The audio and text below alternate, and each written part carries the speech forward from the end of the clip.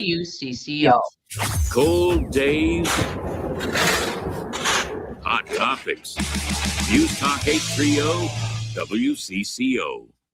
You're thinking about it. Jason's talking about it. There are no breaks on bold takes here. Buckle up. This is Drive Time with DeRUSH. Now, live from Minnesota's biggest microphone, here's Jason DeRUSH. How much of this is Tim Walz's fault? I think a lot of it. Welcome to Drive Time. The governor of Minnesota defiant today, blaming the president, blaming the right wing for going after him.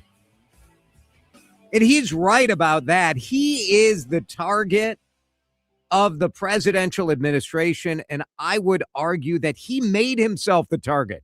And it's come at the expense and at the detriment of the people of Minnesota. If Tim Walz had come back after losing the race for vice president and just focused on running the state instead of lobbing bombs at Donald Trump, I don't think we'd have 2,000 ICE agents here. I don't think we would have had the absolutely odious, disgusting blaming of Tim Walz for orchestrating. I don't even want to repeat it. It's so outrageous and offensive.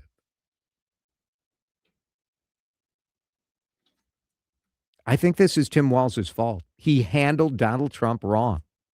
He handled Donald Trump the way a lot of Democrats want Donald Trump to be handled, but it's not a way that has any benefit for anybody in this state. 651-461-9226. It feels good. Feels good when you say, like, Trump is a buffoon, fascist, felon, worst business executive he's ever seen. He called Trump and his supporters weird. I'm not even getting into the veracity of these statements. What I'm saying is, at what point has fighting the bully helped Minnesota in any way, shape, or form? It's been an utter failure to me.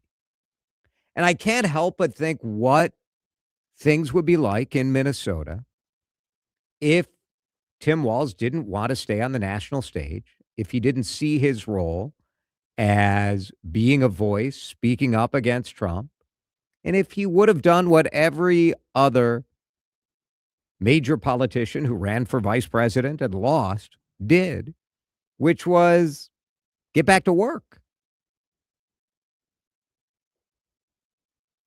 By fighting back against Donald Trump, I'm not saying you need to roll over and kiss his butt, although look what the new socialist mayor of New York City was able to achieve. He goes and has a meeting with Donald Trump. It's a big kumbaya moment. Trump says, I think we're going to have great things in New York City, and it's fine.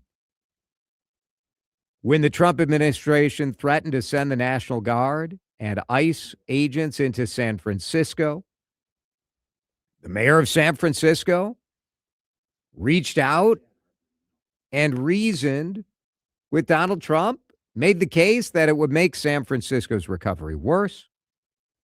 And the White House did not send the National Guard into San Francisco. What I'm suggesting is there's a way to handle Donald Trump. And the way that Tim Walz has chosen to handle Donald Trump has been an absolute incredible failure. I just think it has. How can you make the case that any of this has gone well? 651-461-9226. I think Walz poked the bear and the bear ate him up. Another text. I disagree with you, Jason. Trump is a complete moron. Walz has none of this coming. I agree you should have stayed here after he got back from running for vice president, not throwing things at Trump. But what Trump is doing now is not forgivable. And I don't blame Walz for any of Trump's BS. If you're going to be a leader, part of being a leader is weighing what the effects of your approach will be. Do the ends justify the means? Yeah. When you're the governor of the state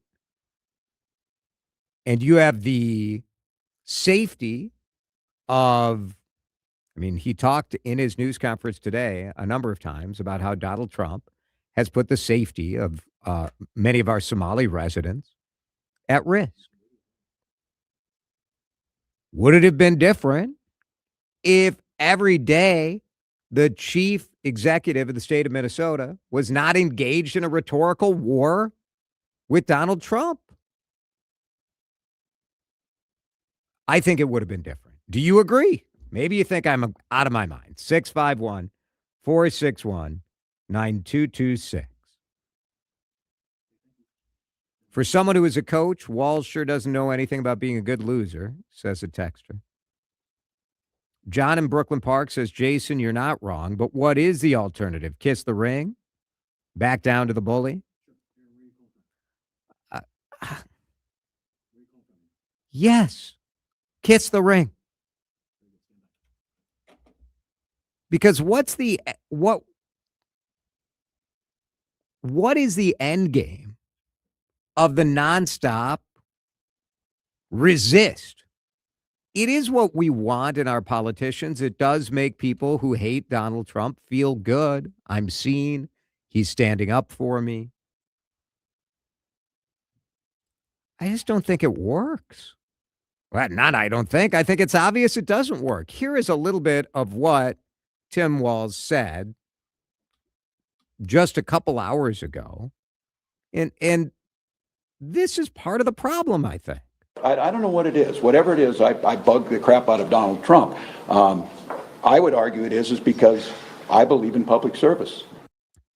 I would argue that it's because every day you're throwing bombs at the guy. I'm not saying he doesn't deserve them. Generally speaking, I agree with Tim Walz. But this approach of being in open combat with the president of the United States, who is a bully, who is obstinate, who is vindictive, who likes getting revenge, how has this been any good for any of us? 651-461-9226. Aaron is in Minneapolis. Aaron, thanks for listening. You're on CCO. Jason, I've agreed with you on everything over the last years that you've spoken about, and I couldn't help but call you on this. A bully needs to be called out. I'm 74 years old. I remember being in high school and grade school, and the person that called out a bully was the hero.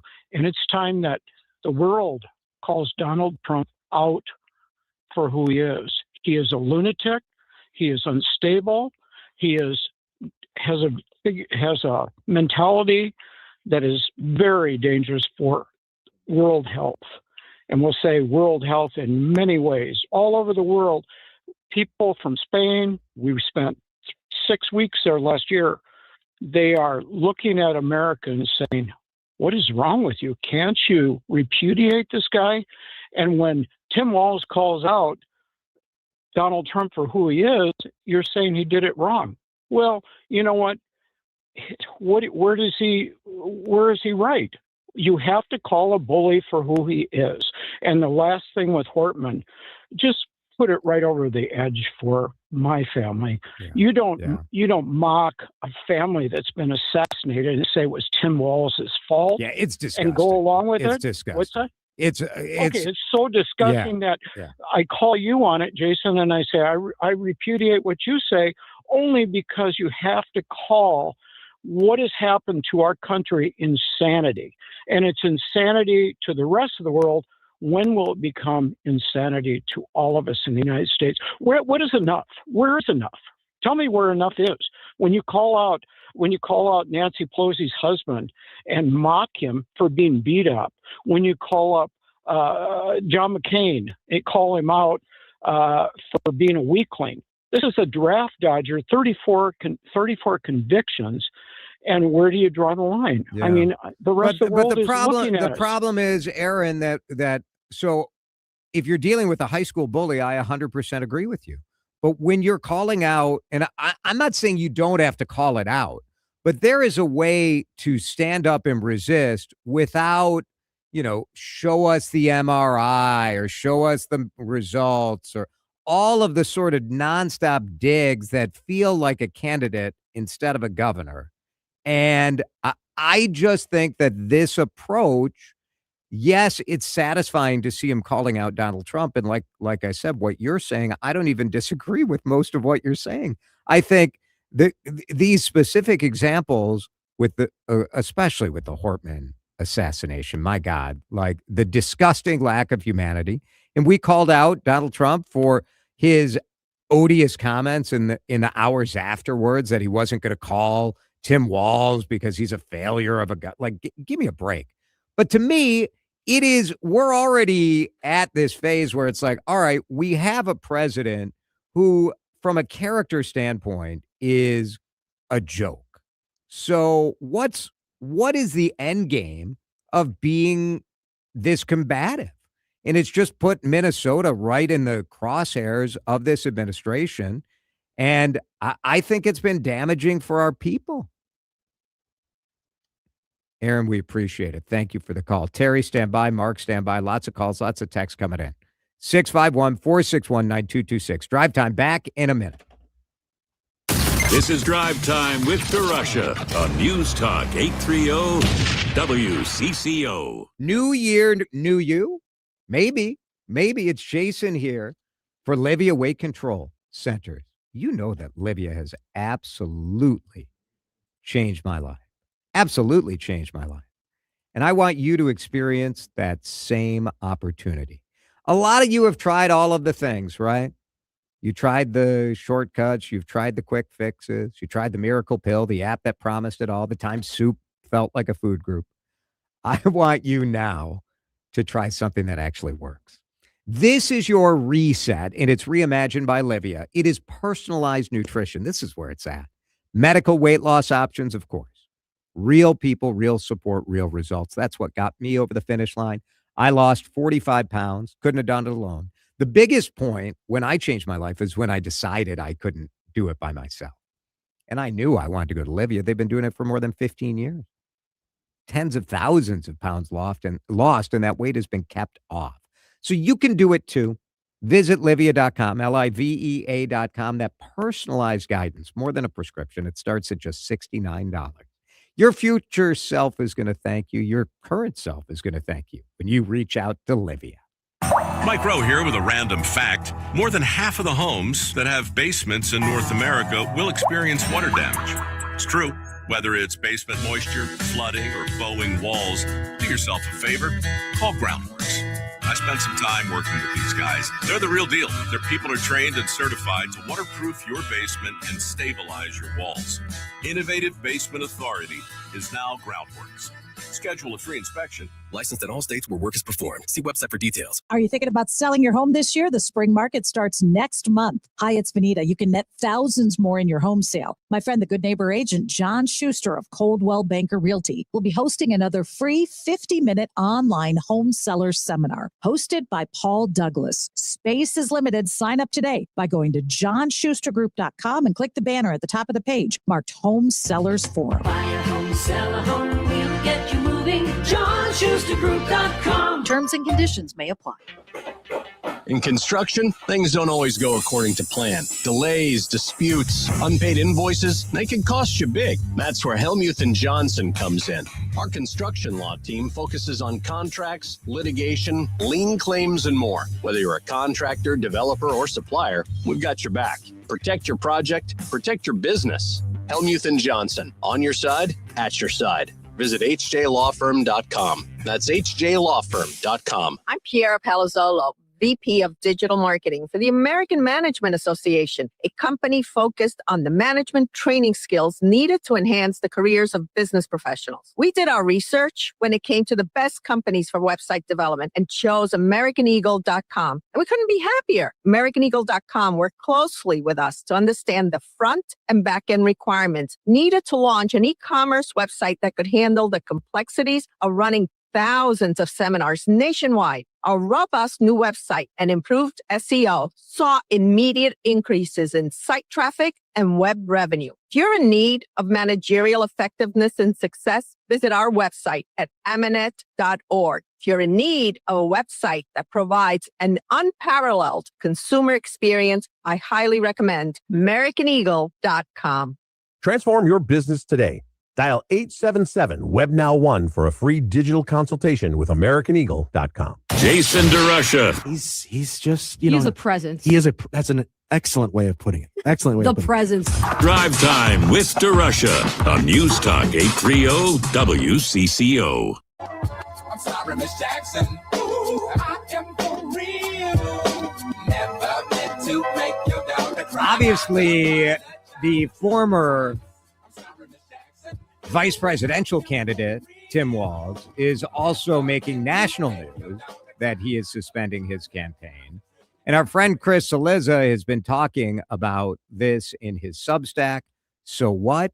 Also on YouTube. I want you to listen to a little bit of what Chris said earlier today. But I would say I think Tim Walz winding up on a national Democratic ticket in 2024 was a fluke. And I think most times in politics, politicians rise to their level. Chris is with us on the John Schuster Coldwell Banker Hotline.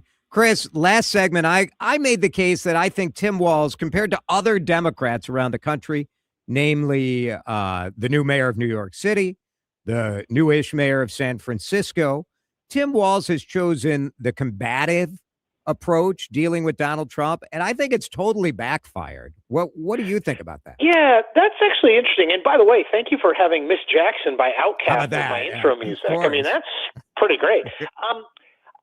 Happy New Year. I think that's probably right. The only thing I would say as a counter to it is, I think Tim Walz, in his mind's eye, fashioned himself, at least until this social services scandal broke out to sort of the national news.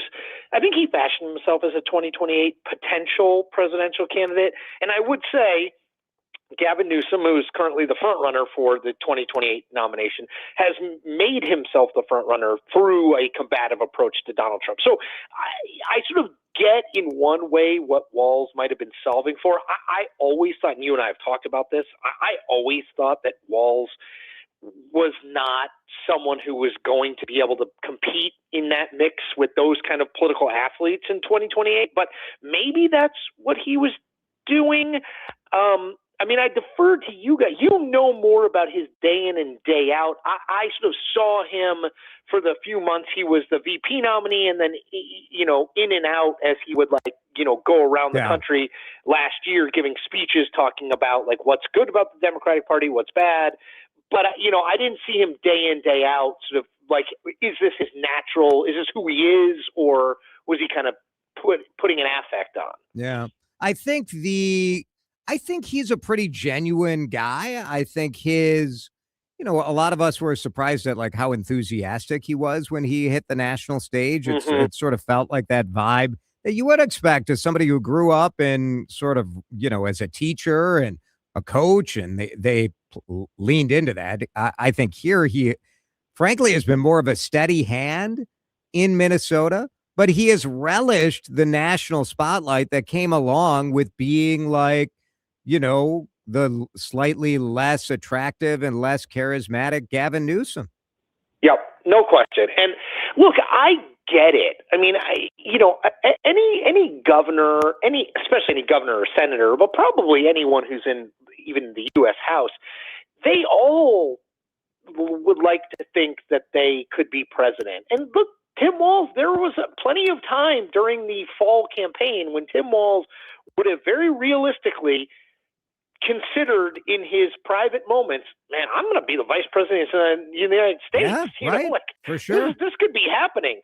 I think it's hard to walk away from that. I think it's hard to go back. And I don't mean this go back to Minnesota. I think it's hard to go back to anywhere. I mean, I remember when John Kerry lost in 2004 and he came back to the Senate, and people describe him as like a shell of his former self because you're that close. You're the nominee or the VP nominee. You got a better chance than everybody but one or two other people in the country of being president and vice president. I think it is hard to go back. I was surprised. I don't remember if we talked when he announced in September that he was running again. I had assumed he would not, for the reason of it's hard to go back once you're that close to the biggest brass ring. And then also third terms, there's not that many states that allow, that have, that don't term limit their governors to two terms, but the ones that do it, especially in the modern age, Andrew Cuomo jumps to mind, right? He got elected 3 times, but he didn't serve out that final third term. It rarely works out. For every Greg Abbott in Texas who, continues to serve and is popular, it's hard. I think people just want to change, even if they're Democrats. Yeah. Yeah. And I think here's my view on the entire thing. I think Tim Walz should not have run again. I am sort of saddened that these fraudulent, click-chasing news influencers who don't give one rip about the state of Minnesota are going to claim a W on this deal. Yep. Because I think the end result is probably correct, but the way it went down with the president retweeting allegations that Tim Walz orchestrated the execution of the Speaker of the House. I mean, just the most disgusting circus.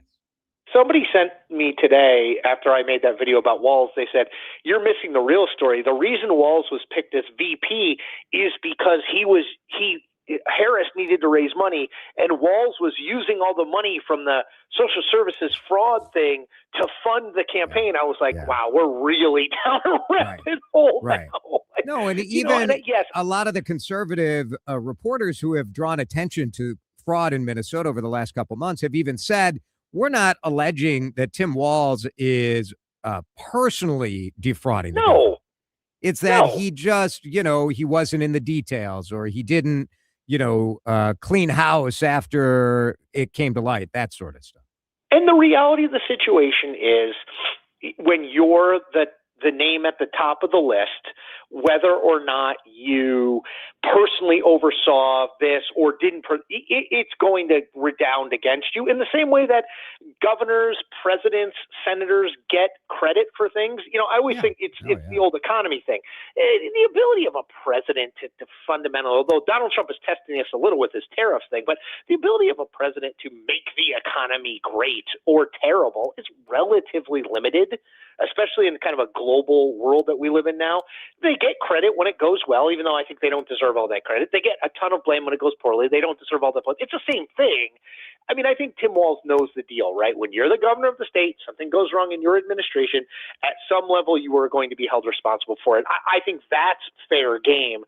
I think the problem, and you hit on this, Jason, is, it gets conflated, this idea that this guy on Twitter, that he's somehow proven. I mean, there's two things can be true.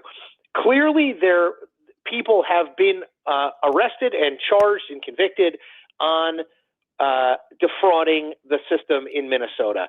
The idea that this was some sort of broad scale democratic thing, there's just not evidence to that. Both of those things can be true. And I feel like we now live in a partisan world where it's either this is a totally made up story by the right wing, or this is a coordinated effort by the left to, make nice with their Somali voters. I mean, it's like, what if the truth is, and the truth almost always is, somewhere between those two massive extreme poles? Yeah. Yeah. No doubt about it. No doubt about it. What, before we go, the Amy Klobuchar talk that she might be running for Minnesota governor. I think a lot of our listeners are sort of unclear. Is it a step up to be a governor versus a senator? She was near sort of the Chuck Schumer level of the party, of seniority and of power in the Senate. Why would she want to come back and be governor? So I think two things. One personal, one political. I think being in Washington at present is miserable. I don't think there's, and being in the minority is even more miserable, right? So she's in the Senate minority. I don't think it's great. She's not, I don't think, going to be the next leader. I guess she could be when Schumer leaves, but it's not a lock, right? She'd have to fight for it. So I think it's personally unpleasant to be in the Senate. This is happening in other places too.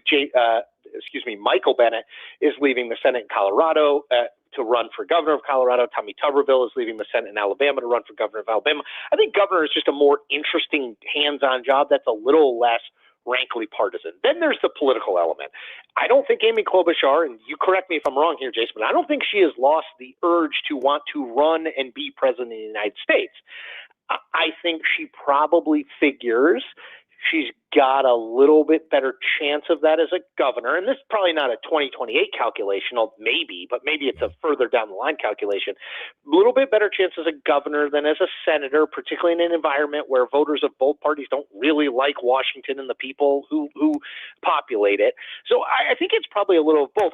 I guess it makes some sense to me why she might want to do it. And she would not be alone in being a senator of either party saying, you know what, I've had enough of Washington. I've been here.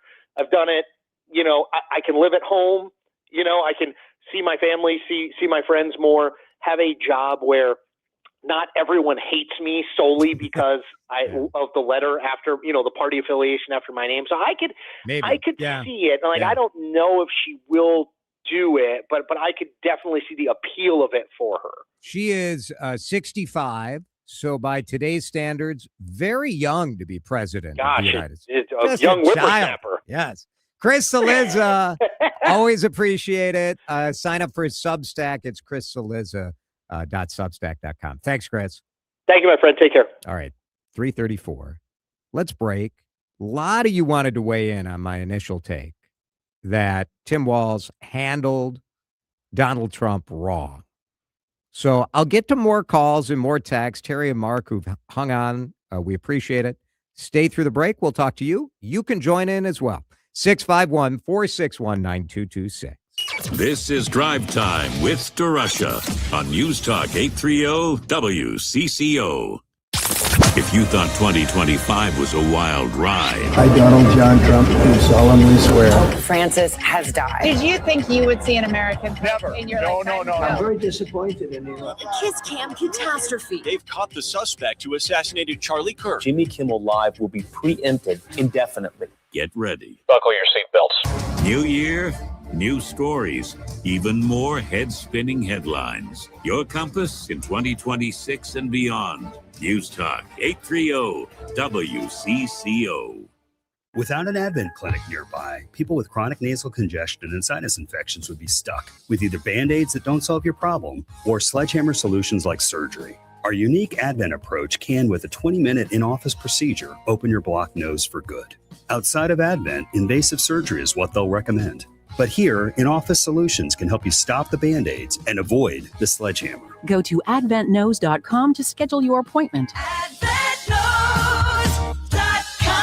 Most insurance accepted. Start the year moving, not hurting. If joint pain is holding you back, listen up. There's a way to get real relief without surgery, without downtime, and without putting your life on pause. Adam Carter for QC Kinetics, delivering regenerative treatments that actually help your body repair the areas that are causing you pain. Those achy knees, hips, shoulders, back, wherever it hurts. Instead of facing an invasive operation that sidelines you for months, these treatments happen right in the office, and you go about your day. Simple procedure that can deliver big, life-changing results. Skip the 3 to 6 months of recovery, skip the pain, skip the invasive surgery. Imagine this instead. You're moving better, stronger, planning the year you actually want, all because you took care of the pain the smart way. Game-changing regenerative treatment from QC Kinetics. January is supposed to be your clean slate, so make it one. Stop managing the pain and start solving it with QC Kinetics. Call now for a free consultation. 612-254-7123. 612-254-7123. 612-254-7123. Twins baseball is on the horizon as the 2026 season kicks off with Twins Fest, proudly presented by Dove. Join us as over 40 current and former Twins take part in the two-day event. The Diamond Awards take center stage on Friday, January 23rd, as Twins Fest Live returns to Target Field. Go all access on Signature Saturday by grabbing selfies and autographs from players like Royce Lewis and Pablo Lopez. Kids, grab your glove and join the Futures Clinic for lessons with Twins players and coaches.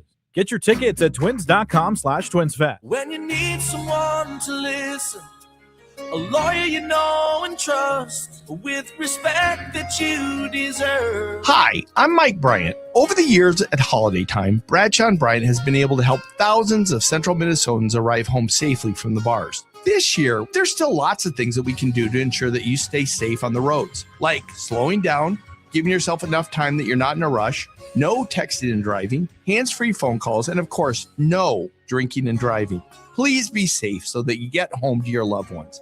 I'm Mike Bryant from Bradshaw & Bryant. This year, my biggest wish is that we all remain happy, healthy, and even a little more kind to one another. A lawyer who will fight with confidence and pride, working harder, going farther, with Mike Bryant on your side, seeking justice for the injured. Bradshaw & Bryant. Time to find out how it's moving on the roads and what's moving in via the skies. This is traffic and weather together on CCO, starting with a check of the commute. Overall, not looking all that bad as you travel the mainline highway. Still want to make sure you're buckled up and your headlights are on as you make your trips this afternoon into the evening. Traveling 35E, you're going to find some slowdowns both directions between Randolph and Highway 13. If you're traveling 35W southbound, got some slowdowns there across the Minnesota River Bridge. 10 westbound congested around Round Lake Boulevard. Joey Peterson, News Talk 830 WCCO. Pork chops, tenderloin, bacon. Oh, yeah, it's full of flavor and high in protein. Taste what Minnesota pork can do for you. 3,000 family farmers want you to get the grocery store, the butcher shop, and let's have Minnesota pork for dinner tonight. Now, the latest conditions and the outlook for the next few days with your CCO forecast. All right, forecast brought to you by the Minnesota Pork Board. Let's check in with Chief Meteorologist Chris Schaefer. Our January thaw rolls on, only cooling back to 25 overnight tonight. That's warmer than our average high. Now, we will see some areas of fog with the melting out there. Mostly cloudy, 37 tomorrow, 35 Thursday. It stays mild through the weekend and even into next week. Right now, it is sort of like misty out there. Yeah, a little misty. 33 on CC. You're listening to Drive Time with DeRUSH, video streaming live on YouTube and always on your radio at News Talk 830 WCCO.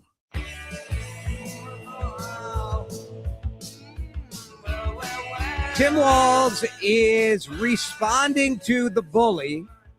The bully is the president of the United States. He is lashing out today, a defiant news conference, answering questions, saying that Minnesota is under assault. I don't disagree. Minnesota is under assault. We are in the crosshairs of the Trump administration. The Secretary of the Homeland Security Department is here. Kristi Noem is like on scene in St. Paul arresting a guy, helping arrest a guy. Couple thousand immigration agents coming to this state. Child care, federal funding has been frozen. This is a vindictive president who is getting revenge against his enemy. And Donald Trump is being hand-delivered the easiest opportunity in the world to do this because Tim Walz loves the fight. My view is that by fighting so aggressively and so personally against Donald Trump, it has been a negative for the state of Minnesota. Nothing good has happened in this state ever since Tim Walz was defeated as vice president and chose to travel the country speaking out, using social media to speak out. To me, it's been a failure. Terry is in Bloomington. Thanks for waiting, Terry. You're on CCO. Well, the first thing I want to say is Tim Walz is not a Minnesotan. So the way that he thinks is not how we think. Secondly, because he was born in North Dakota? Is that why? What do you mean he's not a Minnesotan? He wasn't born and raised here. You had to be born here? Come on, though. Come on. The man's been the governor. He was a teacher in Mankato. He was in the Army National Guard here in Minnesota. Like, wait, this is just stupid. That's kind of stupid. Come on. Okay, however you want to take it. My point is, he's not from here. Okay, he might have lived here. He's lived here for a while, but at every turn we've caught him in lies, half truths, made up things. And the point of this whole thing has nothing to do with Donald Trump. He should only be talking specifically about the issues that are happening here and fix it. He's done nothing, zero. So other than make excuses and point blame at other people, fix it. We have billions of dollars that we know about and probably much, much more. He's done zero. Terry, thank you. Pete in Cottage Grove, you're up next. Go ahead. You're on CCO. Yeah, hey, thanks for having me on. I hear the line quite often that from Walz or his the people. Pete, I'm gonna put you back on hold for a second because we got a shaky sort of cell phone connection there. So if you can maybe hang up and call back at 461-9226. Let's go to Mark in Chisago City. Sorry to do that to you, Pete, but Mark, you're on the air. Well, first, what an alarming nativist take on Tim Walz from the prior call. But that being said, what Tim Walz, when you stand up to a bully, you have to understand, is it a paper tiger or is it somebody who has real power? Right. And if he has real power, as the President of the United States does, you have to do a risk-reward analysis on how you handle that person. Because right now, $185 million is being withheld from families who need daycare. And so there's a consequence for acting in the way that Mr. Walz has, which is ridiculous. If he would take, a page from the European leaders in NATO and the G20 on how to deal with Donald Trump, he would get a lot further. Take, for instance, Keir Starmer, somebody who ideologically would be completely on the other side of the spectrum than Donald Trump, although I believe he to be ideologically agnostic. He is somebody who did not go and poke the bear once in April when the tariffs were announced. And because he was careful about with whom he was picking a fight, he got those tariffs reduced so that Britain continued to flourish during this high tariff era. Well, you look at like Zoran Mamdani, and where he met with Trump and said, look, I'm going to stand up for you when I disagree with you, but I want to work with you to make New York City great. Why couldn't Tim Walz take an approach like that? I think the biggest difference with a domestic politician, you're listening to Mr. Cillizza reference Gavin Newsom and now with Mr. Mamdani, is both of those two leaders have leverage. And Donald Trump obviously understands leverage. Yep. And Tim Walz in Minnesota does not have that. And so you really need to have a different approach to how you handle not a bully, a legitimate threat. That is what the left has forgotten about Donald Trump the whole time. They classify him. I think you had a caller called him a moron. This is not a moron. This is an incredibly sophisticated guy who thinks about his own self-interest 24/7 and how to attain the things he wants. And he goes about methodically doing that. He's not a paper tiger. He's a legitimate threat of authoritarianism in this country. And there are ways, if you listen to Marjorie Taylor Greene when she had her follow-up, she talked about how Republicans discuss Donald Trump in the most insulting terms, privately. And then you see people like Mike Pence working with the Heritage Foundation when all of their leadership left to create another area where, as we see the end of Trump's era coming to an end, we see him creating another power structure where he can use that leverage with other Republicans to, if not confront Trump head on, slow walk his policies, find some sort of modulation with Stephen Miller and Trump in the White House while he's in office, with the threat that if you don't modulate, you're not going to get the GOP nomination, or you're certainly not going to run in the primary, J.D. Vance, without an opponent. So, Mark, thank you. Very good call. TJ in southern Minnesota, you're on the air. Go ahead, TJ. Hi. I just want to comment on your thought about kissing the ring. Yeah. I think that's unbelievable that you even said that. That's kind of like going back to Hitler and what everybody had to Heil Hitler. I don't think that's what we want here. And as far as Tim Walz, I think if you were in his shoes and you had a kid and he called him that horrible name, you probably would be fighting back too. Well, but isn't your job, perfect, TJ, to take care of the people of Minnesota? It's the difference between being a candidate and being the governor, being the leader. So you're telling me that Trump has always been perfect this way? No, Trump's Trump's an absolute disaster. Like that is not to me, that is not the standard by which we should judge anybody, because it's such an outrageous way of acting as a human and being the president of the United States. But we're stuck with the guy. So if I'm the governor, you're trying to figure out like, well, how do I maximize this situation to have the best result for Minnesota? Well, that's fine for Minnesota, but you see, we keep letting him do these things, and I think someone like Stephen Colbert, all those talk show hosts, they've figured it out. We can't lay down and let him say and do whatever he wants. I'm sorry, he works for us, and I'm not saying you have to be nasty like he is. Yeah. But I'm real sick of saying, let's just sit back and let him do what he thinks he should do. That's fair. TJ, thank you. I think there's a middle ground is what I'm getting at. And it's stuff that we've seen from the Democratic mayor of San Francisco, who doesn't have any particular leverage over the White House, but he was able to talk Donald Trump into not sending the National Guard into San Francisco. My question is, has this approach, the combative approach, I'm not saying that I don't agree with Tim Walz. I do. I largely agree. But the approach of battling the bully in the way that Tim Walz has done, I think has been a failure for the state. It's 3:49.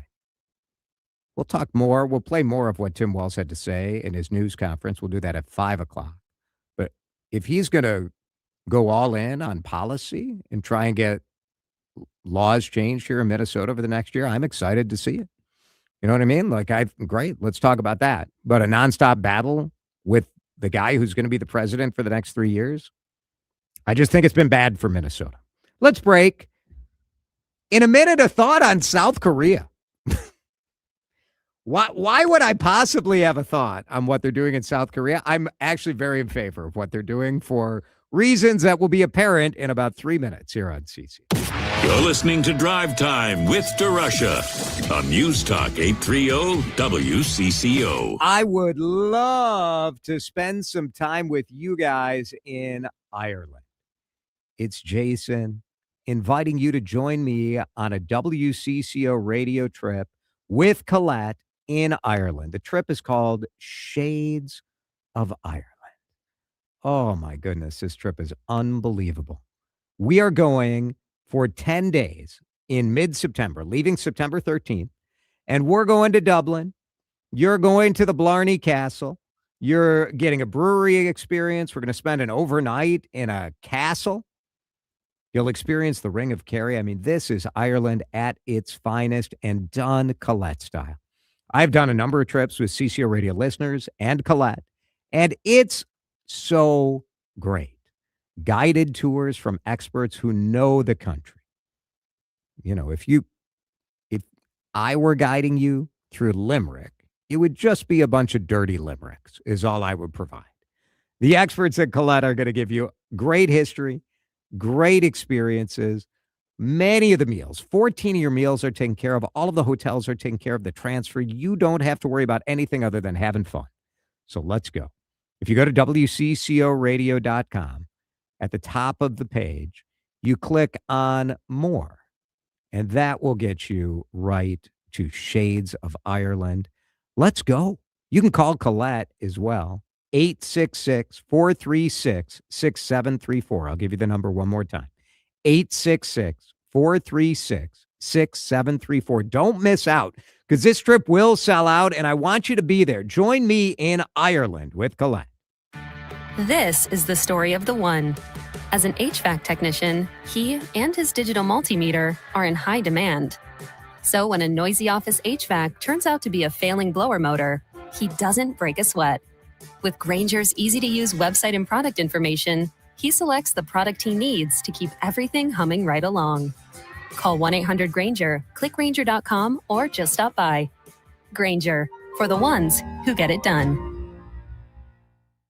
As a mom, comforting my family is what I do best. Vicks Vapor Stick provides soothing, non-medicated Vicks vapors in an easy-to-apply stick, and it dries fast, so there's no mess. I use it to comfort myself and my family. Thanks, Mom. Vicks Vapo Stick, soothing comfort for the whole family. And try Vicks Vapo Shower Max for steamy Vicks vapors when you need more comfort for yourself. Use as directed. Time to find out how it's moving on the roads and what's moving in via the skies. This is traffic and weather together on CCO, starting with a check of the commute. Slowdowns place west 694, 35W to Highway 100, traveling north 169. Get ready for some slowing there as move between County Road 81 and Highway 610. Down on the crosstown eastbound, that's going to be on the heavier and slow side as you come in from Gleason all the way out towards Cedar Avenue. Jerry Peterson, News Talk 830 WCCO. Now, the latest conditions and the outlook for the next few days with your CCO forecast. All right, forecast time, cloudy, areas of fog tonight, only down to 25. Tomorrow, we're up to 37. Thursday, 35. Next chance of light snow early on Saturday. We are 10-plus degrees above our average high. It's 33 in Brooklyn Park on CCO. From quick jabs to thoughtful takes, we don't just talk to Minnesota. We talk with you. The CCO talk and text line, 651-461-9226. All right, Pete in Cottage Grove, we had a bad cell signal, but you called back, and I'm so glad you did. You get the last word, Pete. Go for it. Well, I'd like to address the notion that, and this is almost a quote, Donald Trump is pooling up a ton of federal resources against Minnesota. Now, that's been the statement. The truth is, those forces are getting pooled up, and it is the Fed, pooling up themselves, but it's not against Minnesota. But first of all, Minnesotans are tired of being ripped off. We're tired of billions and billions of dollars illegitimately disappearing in the malfeasance of the management of those dollars. So we now, just this week alone, gained 2,000 people, federal budget, to clean up the mess. That is not against Minnesota. That's for Minnesota. That's a good thing. We're going to save tons of money, get the fraudsters out, get the illegals out, get the state back on keel. And then the last thought is this. You don't mess up the state, walk away from a third term, and then conveniently use the president as your blame game. He's leaving because he made a mess. He's not leaving because Trump is a bully. He's leaving because he can't possibly fix the mess by himself or own it. So getting out of the way is the right thing to do. But blaming the president for the mess you caused, there's where I'm in agreement with you, Jason. That's not how you play the game. Yeah. Thank you, Pete. I appreciate it. I mean, I do think that Trump does get some blame in this. And I see where Pete's coming from, but does anyone really believe that there is a legitimate federal goal of sending 2,000 agents to the Twin Cities to crack down on fraud? Like, no. We're going after, and look, today, and we'll talk about it a little later, but ICE arrested someone they say was wanted for murder. Wonderful. I'm all for it. But seeing 50 ICE agents going to arrest one person, I don't know. Like, is this really a good use of our taxpayer dollars? I'm not. I say no. I say no. This, however, might be a great use of tax dollars. In South Korea, the president of South Korea has identified a new enemy.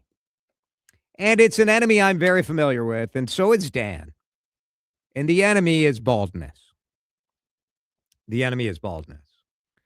The president of South Korea asked his health minister if the national insurance system could begin covering hair loss care, calling baldness a disease and arguing that young people with thinning hair see it as a matter of survival.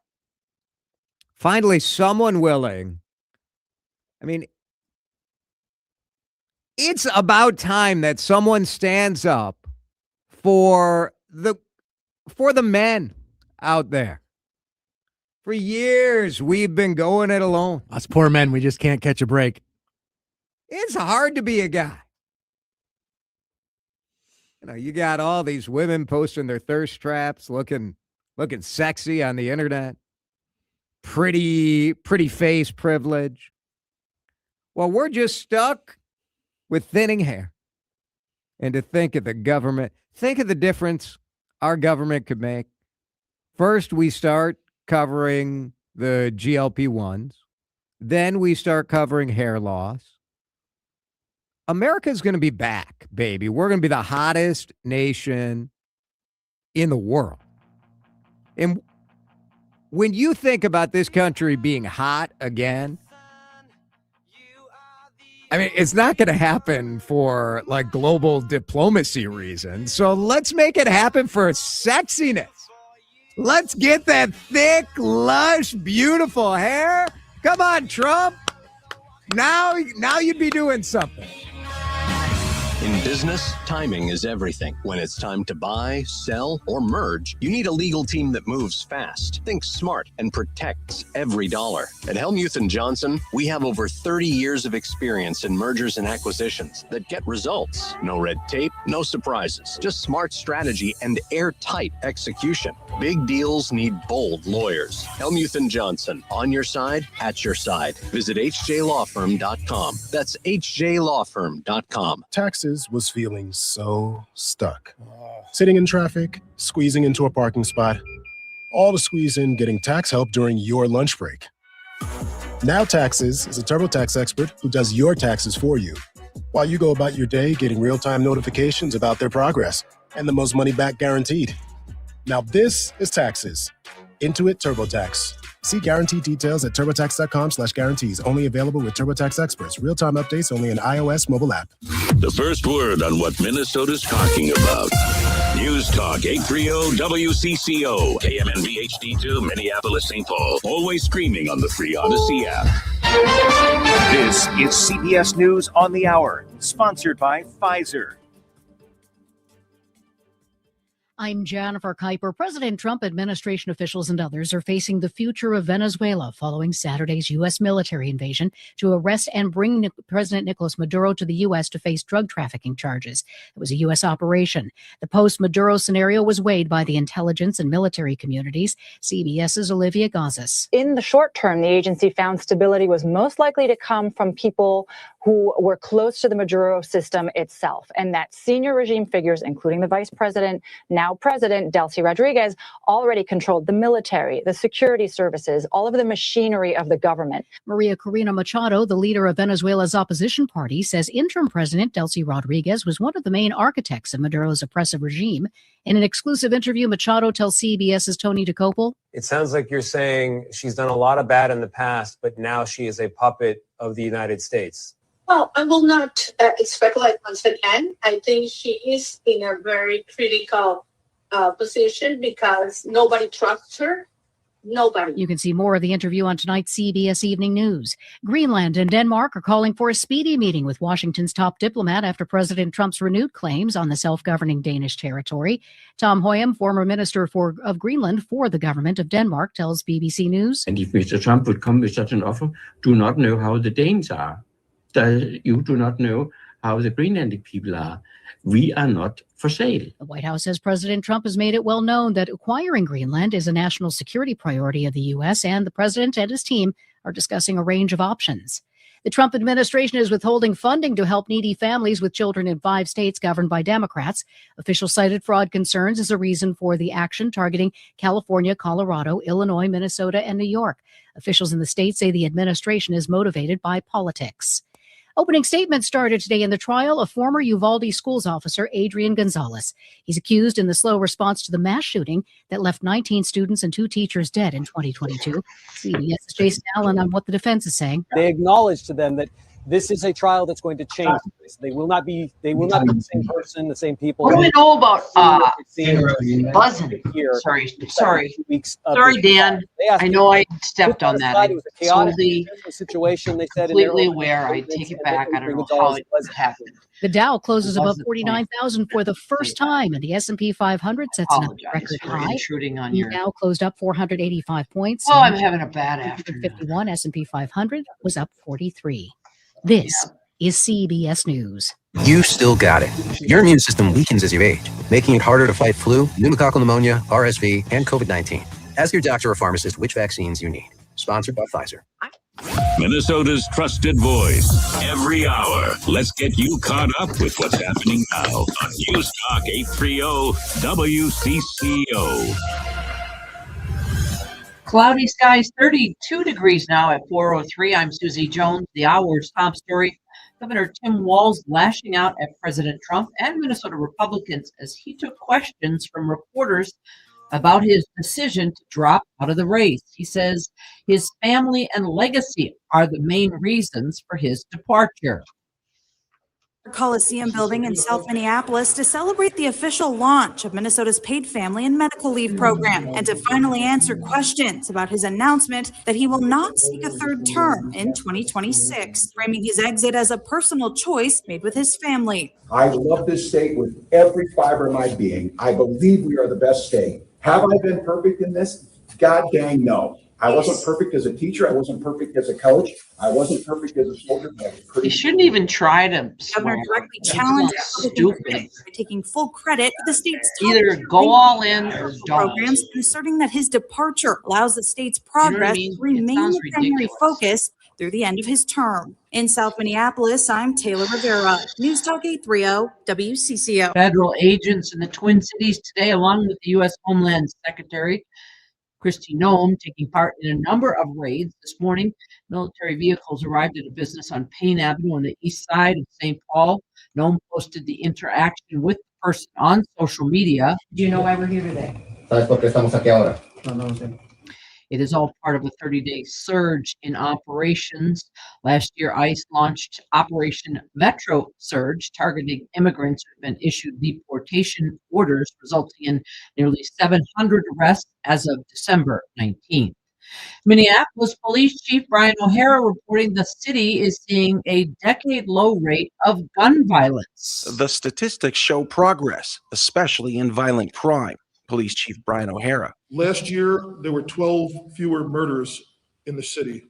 That's 32 lives saved compared to the peak in 2021. In terms of gunshot wound victims, we're down 18% from last year. One neighborhood in particular that has benefited from the decrease is North Minneapolis. For as long as the city of Minneapolis counted the number of shooting victims separately from the charge of assault, last year was the lowest number of shooting victims ever in North Minneapolis. Ari Bergeron, News Talk 830 WCCO. University of Minnesota infectious disease Dr. Michael Osterholm responding to the recent decision by the Trump administration to drop the number of vaccine recommendations for every child. Osterholm telling WCCO's Chad Hartman it's likely to cause a lot of confusion for parents. And in many instances, they are legitimately confused. They are not ideologically bent for or against vaccines. They're just concerned. Is this going to harm my child, or is it going to, in fact, allow my child to be protected against a virus that, isn't really all that common? The overhaul is effective immediately, meaning the CDC will now recommend vaccines against 11 diseases instead of 18. WCCO News Time is 4:06. Time to find out how it's moving on the roads and what's moving. It was. I was feeling really bad about that. This is traffic and weather together on CCO, starting with a check of the commute. The congestion for you traveling. And I was only saying, are they all fired over there? South 169. That's a good one. I don't know. Anderson, I haven't seen anybody in East 55, slows across the Mendota Bridge, East 94 to St. Paul.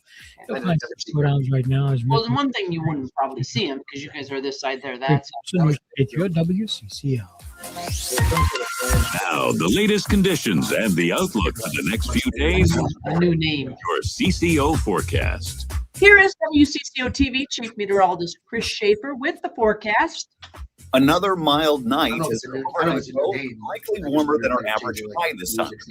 Only dropping back to 25. We will see areas. Just different style of country. Tomorrow, cloudy, warmer with a high up around 37. 35 on Thursday. We could see a little sunshine the next couple of days. Right now, 32 degrees under a cloudy sky on News Talk 830 WCCO. Headlines and stories that inform. Conversations. All right, I know. Activate. News Talk 830 WCCO. I know. Good questions. Topics you'll probably talk about at dinner. Places to go for dinner. This is the Ride Home Reimagined. Welcome to Drive Time with DeRUSH. Now, here's Jason DeRUSH.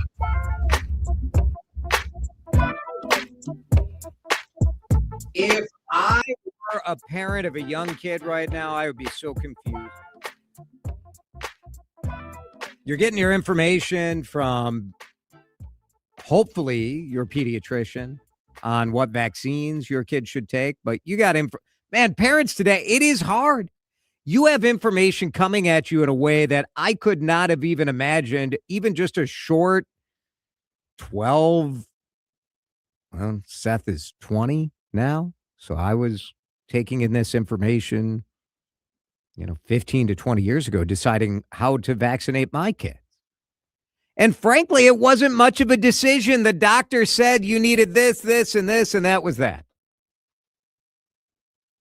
I'm not saying that was the ideal circumstance, but it certainly was a lot simpler than what parents and doctors and everybody is navigating today. You heard in Susie Jones's news some of the pushback we've been hearing from state vaccine experts, medical, professional organizations about these changes to child vaccine recommendations. Those recommendations came out yesterday. And the Centers for Disease Control and Prevention were recommending that all children get vaccinated against 18 different diseases. Now they're recommending all children get vaccinated against 11. So I wanted to get a little insight as to what are parents supposed to do? And so I went to the smartest person I know on this issue, Dr. Gigi Chawla, who's the chief of general pediatrics at Children's Minnesota. She is with us on the John Schuster Coldwell Banker Hotline. Gigi, it's good to visit with you. Well, it's good to be back and having some conversation with you, Jason. Gigi, for years, joined me when I was on Channel 4, trying to help make sense of complicated medical issues. It's what you do on TV, but it's also what you do in practice every day now. And I'm sure if you're the last time I talked to my personal family medicine doctor about this, she said she's like every day it's questions about whatever's coming out from RFK, whatever people are getting on Facebook groups, whatever influencers are spreading. How often are you getting questions from parents about what do I do? Do I give this vaccine or not? Yeah, I mean, it's such a challenging world out there right now as a clinician. These are the types of conversations that clinicians are having every visit of every day about what help me make sense of what I'm hearing. What does the science show? What does it mean when I'm seeing this on TikTok?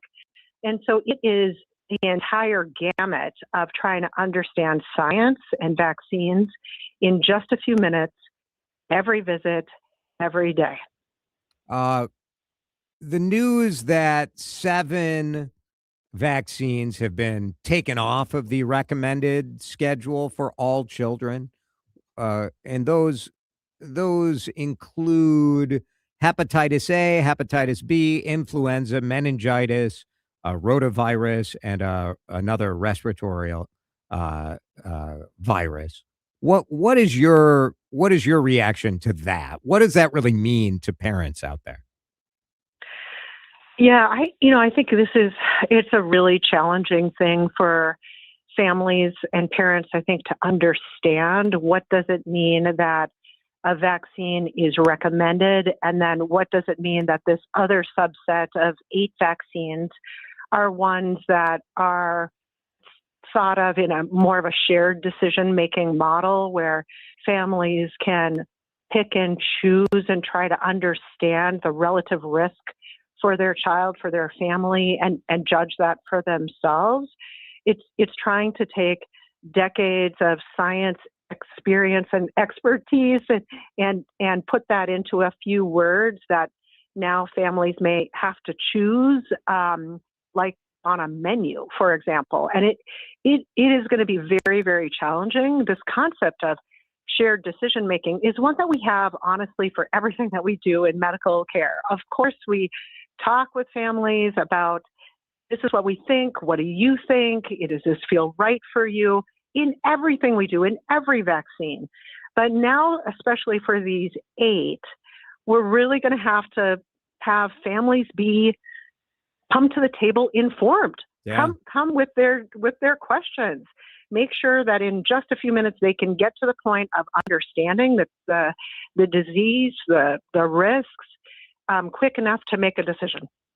Yeah, and a lot of these vaccines are given at, we're talking about what, the RV series starts at 2 months old, Hep B starts at 2 months old. I mean, this is like, I don't know, man. Like when my kids were 2 months old, I was not ready to come to the table with a well-researched opinion on this stuff.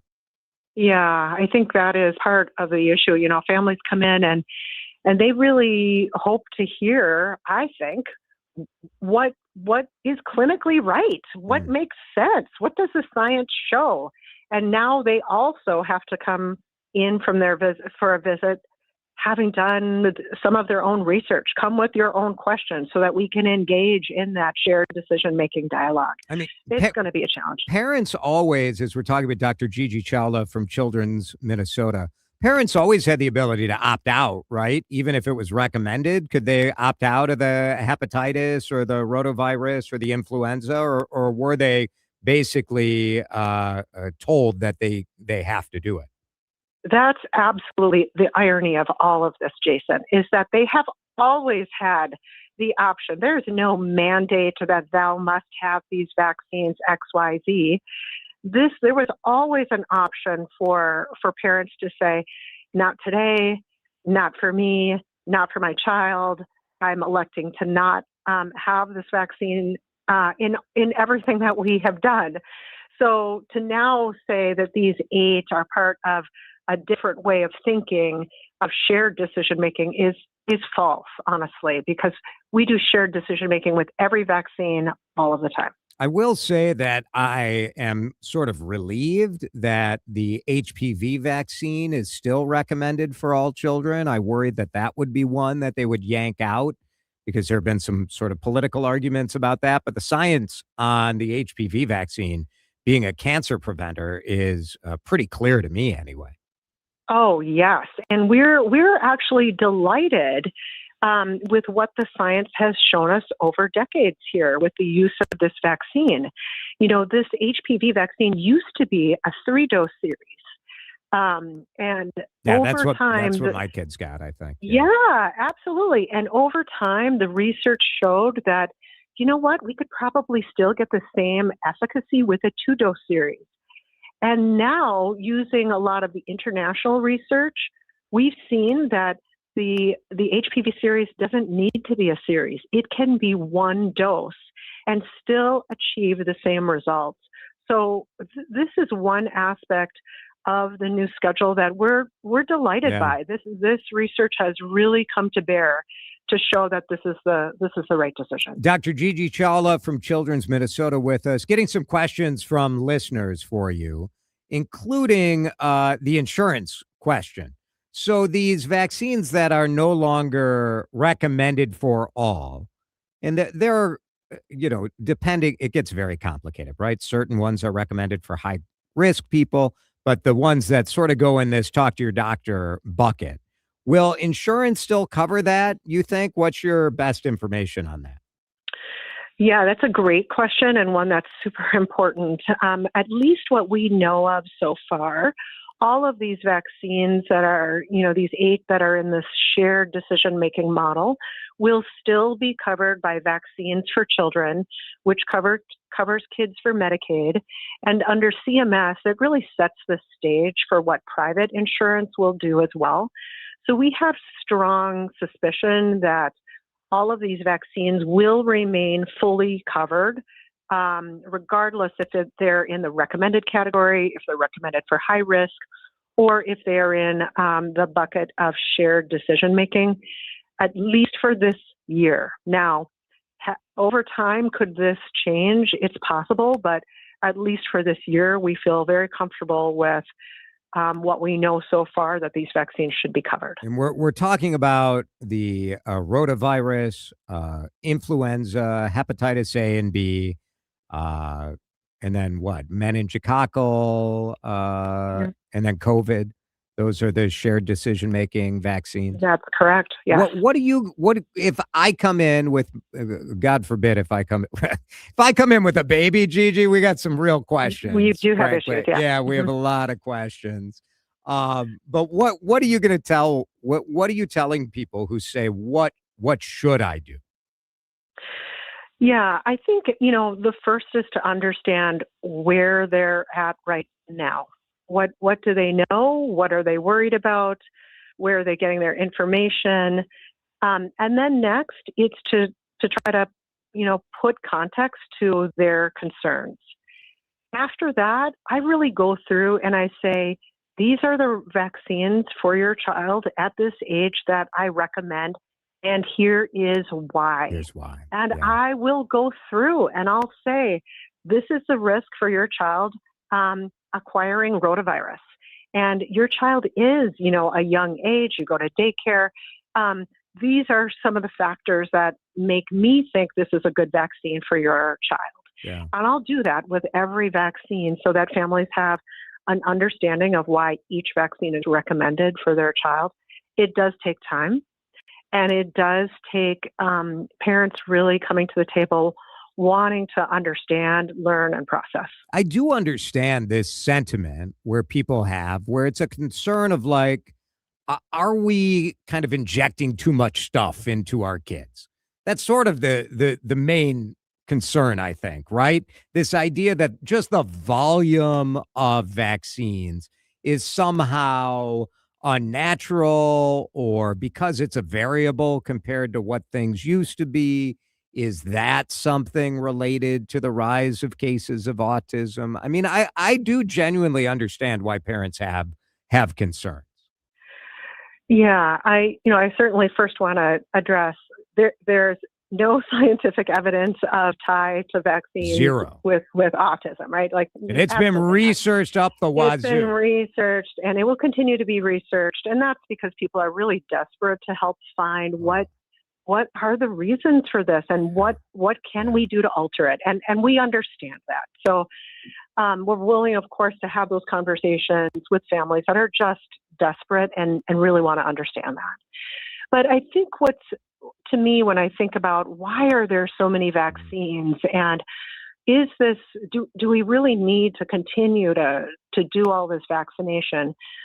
The way that I think about it is really, we are getting better. The science is evolving and growing, and we have more and more expertise to be able to prevent disease and illness. Yeah. And that, Which is great. Oh my gosh. Which is great, Yes. right? I mean, it helps families in so many regards. It helps the children, of course. It helps the community.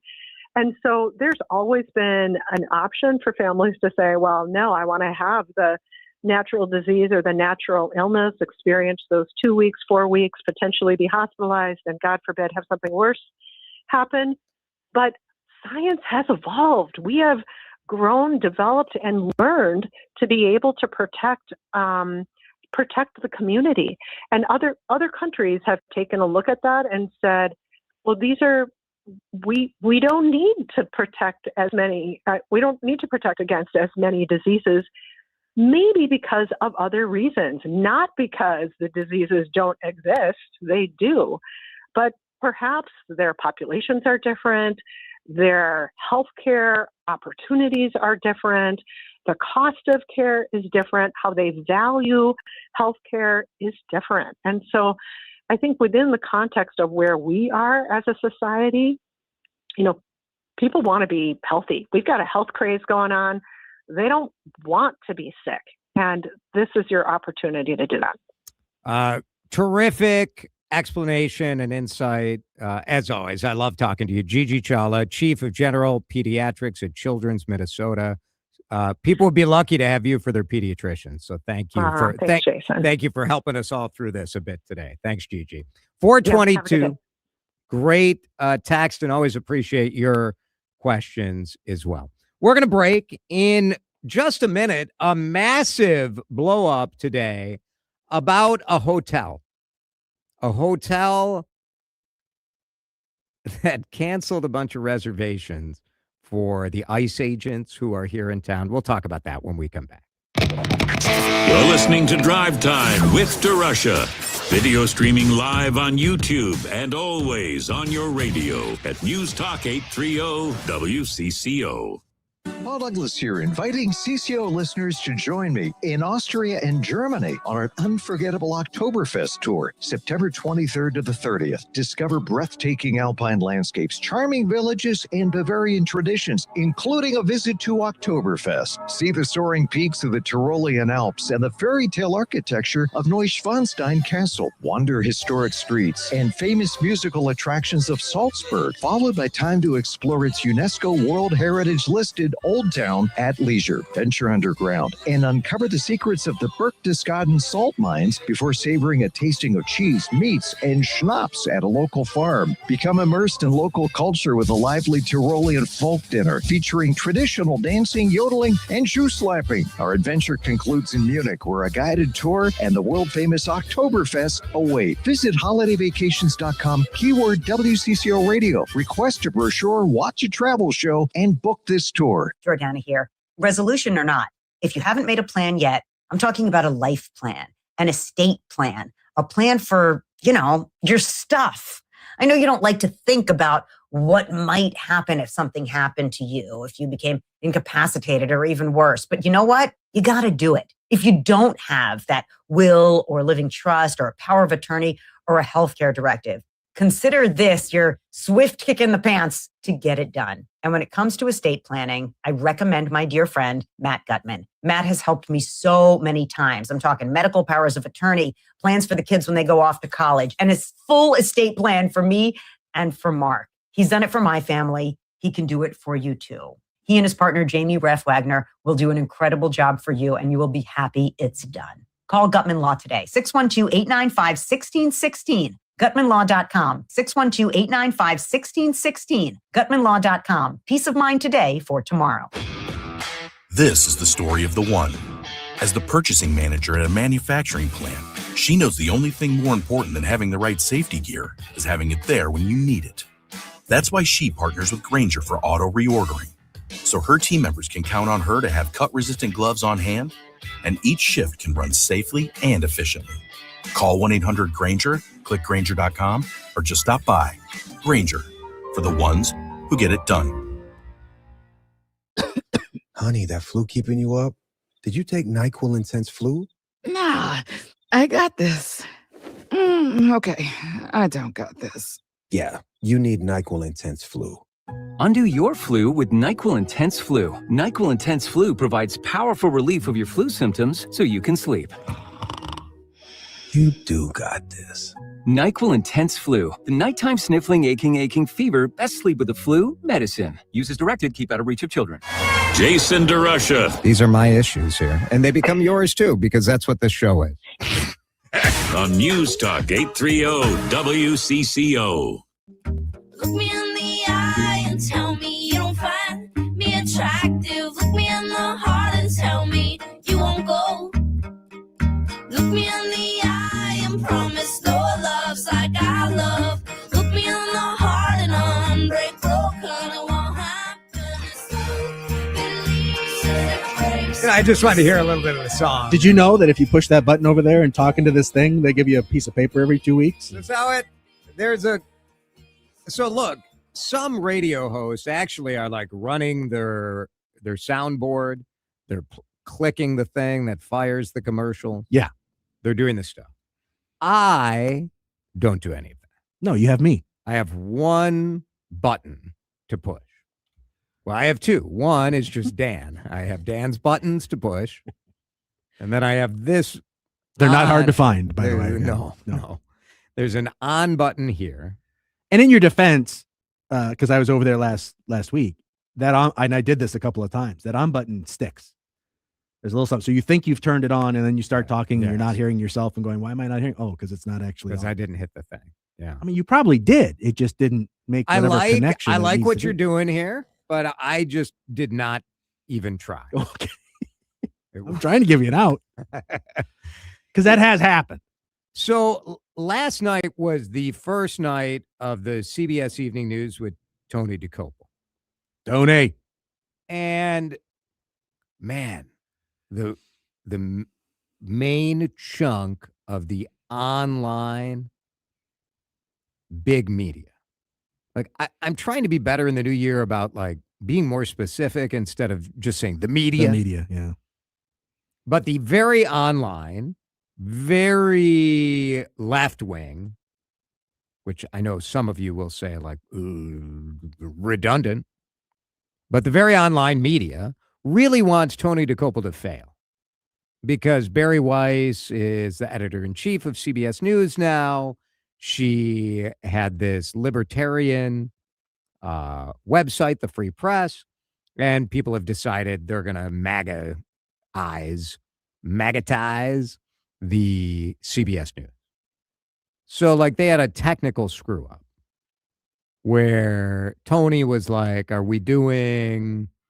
he started to talk about the Walz story. He's like, are we going to Jonah Kaplan? And they're just rolling video of Mark Kelly.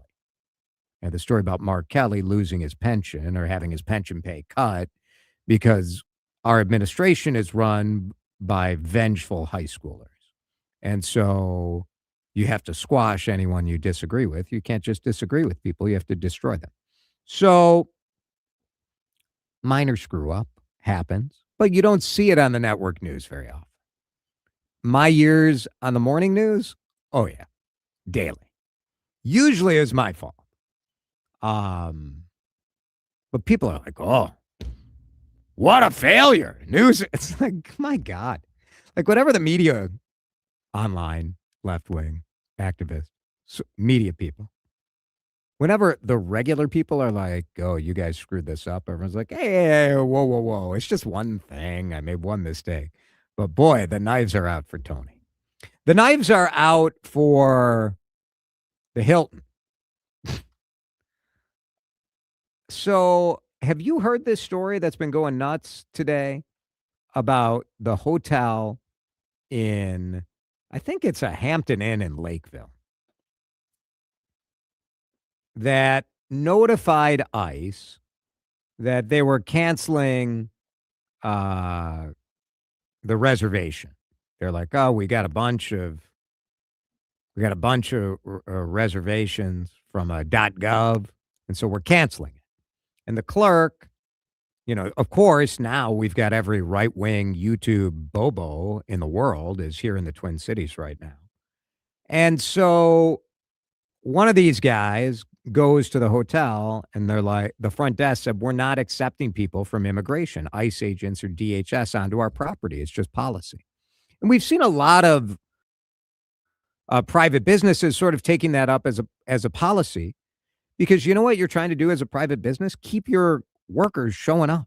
And when you're in a hotel, let's be real. Like, are some of your employees perhaps not fully on the up and up? I mean, if that's the case, I would also say, like, you're the business owner. You're supposed to be checking that out. But now everyone's like, never going to Hilton again. Never going to Hilton. And I guess what I would say before you decide that today is your day, that I'm going to blow up a business or blow up some, I'm never doing this. I would encourage you to take 2 seconds and think, hey, do you think Hilton actually owns the Lakeville Hampton Inn? Do you really think? And if you do think that, that's fine. Because you know what? A lot of people think McDonald's owns every McDonald's. And, you know, they don't. It's a franchise. Most hotels are locally owned or owned by an investment group or owned by a hospitality group. And then you select the flag that flies in front of your hotel. Are you a Sheraton? Are you a Hilton? Are you a Hyatt? What are you, a Marriott? Whatever. So if you think that Hilton, now when I say Hilton, who do you think of? Dan, who's the number one person you think of? Hilton. Paris Hilton. Paris Hilton. Correct. When you think of the Hiltons, Conrad Hilton, the founder, Paris Hilton, the socialite, do you think they're like a lefty kind of organization? Is that what do you think? Do you think that's like, come on, get a clue. Don't blame Hilton. And hotels, like, I understand that you don't want immigration authorities maybe coming in harassing your staff, but you're a hotel. If anybody wants to make a reservation, if they're not a criminal, you should be allowing them to make a reservation. It's pretty simple. The Hilton has booted this hotel out of their system. The hotel's owners are apologizing. You know, everybody got their pound of flesh, I suppose. 433. In a minute, a fascinating conversation with a Venezuelan chef and business owner in Minnesota. She fled Venezuela during the Maduro regime. Her mother is still in Venezuela. She was actually kidnapped at one point. What is her reaction to the United States taking aggressive actions, swooping into Venezuela, the special forces, hauling off the president? We'll talk about that with Soleil Ramirez from Krosky Restaurant next. This is Drive Time with DeRUSH on News Talk 830 WCCO. I was just at J.H. & Sons at the Galleria in Edina this weekend, and I have got to tell you, they have an unbelievable sale going on right now. It's Jason for the best menswear store in the Midwest. J.H. & Sons at jhandsons.com is just what they have built here with the most unbelievable staff is so impressive. You're going to go to J.H. & Sons and you will feel the difference because you've got experts who have been making men look amazing for decades. And then you've got the fashions and the style of today. Right now, the biggest sale of the season is in effect at this minute. Biggest sale of the season. We're talking seasonal sport coats where you can buy one, get one for 50% off. Sportswear, a lot of great sweaters, vests, jeans, pants, 30% off. This is a great deal. BOGO and get 50% off. Come on. Get on it. Get to the Galleria. J.H. & Sons. These savings are just for 1 week. So you want to jump on it. Get to J.H. & Sons at the Galleria in Edina and get there today. Join the discussion. I think I have a solution to the problem. Have a different take? That's perfect. Call in. All of the protests we have nowadays are just pure garbage. Speak up. I love the show. I listen all the time. When you have serious problems, that's wrong. That doesn't make any sense to me. Well, that's not going to do anything. Shut up. Got something to say? Say it here. Hopefully I can keep my cool. News, views, and you. News Talk 830 WCCO. Nothing makes a gathering great like Eggland's Best Eggs. They're just so delicious with better nutrition, too. For us, it's eggs any style, as long as they're the best. Eggland's Best. Better taste, better nutrition, better eggs. Sometimes the best thing we can do at WCCO is shut up and let our listeners do the talking. You guys at CCO, I love how you reach out into the community and you can affect tangible change, what you guys do for the Union Gospel Mission, what you did for this National Bone Marrow Donor Program. I so appreciate you. And I want more and more people to introduce their kids to radio. We cannot let this go. It's free. It's accessible for everyone. Because I'll tell you what, Spotify, they're not going to build a park down the street from your house. iTunes is not going to raise money. We have got to start supporting radio stations. This isn't an ad. It's a thank you. I support you guys. I've got my insurance through the Canopy Group. I met with Matt Gutman to create an estate plan this summer. I take this kid to Stretch Lab. And I just dropped off a title yesterday for my second car donation at Newgate School. I love it. I love the city. And I love you guys. Thanks for doing what you do. You're the reason we do what we do. News Talk 830 WCCO. In construction, things don't always go according to plan. Delays, disputes, unpaid invoices, they can cost you big. That's where Helmuth & Johnson comes in. Our construction law team focuses on contracts, litigation, lien claims, and more. Whether you're a contractor, developer, or supplier, we've got your back. Protect your project, protect your business. Helmuth & Johnson, on your side, at your side. Visit hjlawfirm.com. That's hjlawfirm.com. Time to find out how it's moving on the roads and what's moving in via the skies. This is traffic and weather together on CCO, starting with a check of the commute. Some slowing for 494 both directions between Cedar and Gleason. 169's jammed up a bit as make way between Highway 55 and Highway 7. And North 100 watching slowdowns there. Excelsior Boulevard heading up toward Cedar Lake Road where it looks like we have a possible crash working. West 94 slows into Minneapolis as we move past Riverside. Jerry Peterson, News Talk 8. This traffic update is brought to you by Amber Scholl. Scholl and Associates, American Family Insurance. Protect what matters most with Amber Scholl of Scholl and Associates with American Family Insurance. From your home to your car to your dreams, Amber Scholl and her team are here to help you every step of the way. Call Amber Scholl today at 651-738-4811 to learn more. Jerry Peterson, News Talk 830 WCCO. Now, the latest conditions and the outlook for the next few days with your CCO forecast. Forecast time. Here is Chief Meteorologist Chris Schaefer. Our January thaw rolls on, only cooling back to 25 overnight tonight. That's warmer than our average high.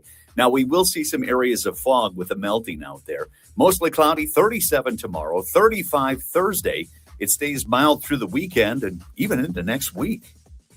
Right now in downtown Minneapolis, 33 degrees on CCO. You're listening to Drive Time with DeRUSH Hour, video streaming live on YouTube and always, and I mean always, on your radio at News Talk 830 WCCO. DeRUSH Hour, he has the eats. Nobody brings you the Twin Citeis restaurant scene like your favorite foodie. Now, Jason explores some of the great chefs, owners, and stories right in our own backyard. Drive Time now transitions into DeRUSH Eats. And DeRUSH Eats is brought to you by the Minnesota Pork Board. An unusual approach today as we visit with a chef and a business owner, Soleil Ramirez, who owns Kraski Restaurant in St. Paul. It's a Venezuelan restaurant because Soleil came here to Minnesota from Venezuela. Her story is not uncommon in her country. She was in exile.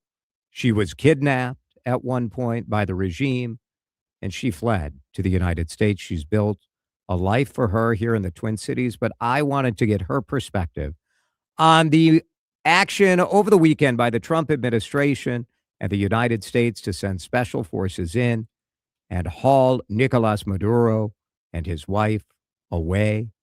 Maduro was in court yesterday in New York where he said he was not guilty. Soleil Ramirez with us on the John Schuster Coldwell Banker Hotline. Soleil, thank you for being with us. Thank you for having me, Jason. When you heard about the attack, you still have family in Venezuela. Tell us what your reaction was. Yeah, well, I received a message through a friend of mine, actually, another Venezuelan chef, Hilda Vera. She actually lives here in Minnesota, too. We recently have an event together supporting the liberty of Venezuela. She sent me the first video of the bombs around midnight. Actually, I was awake. I was leaving. Actually, I was in a bar with one of my two employees having a beer, celebrating a great new year. And I received this. I My first reaction was I was shaking. I was walking outside of the bar to call my mom, and she was already calling me. So my mom lives around 3 kilometers, 2.5, 3 kilometers away from La Carlota. It's an air base in Caracas. And there they got one of the first bombs were thrown in one of the, the areas. And yes, my first reaction was shaking because we really didn't know what was going on. But at the same time, we were very sure it was United States. Yeah. I was in the phone with my mom for around 35, 40 minutes. I could hear the bombs. I could hear the people screaming. I could hear the fear.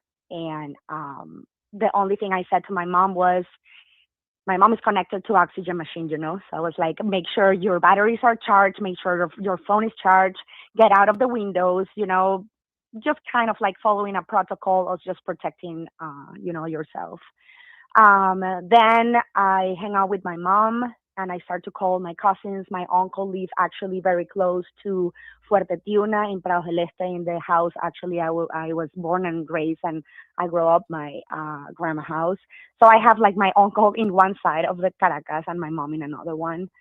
Around 3 a.m, Minnesota hour, we realized what was going on.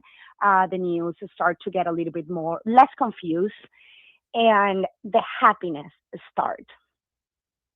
Yeah. I called my mom. Well, you have personal history, right, with the Nicolas Maduro regime. You were kidnapped by his people, right?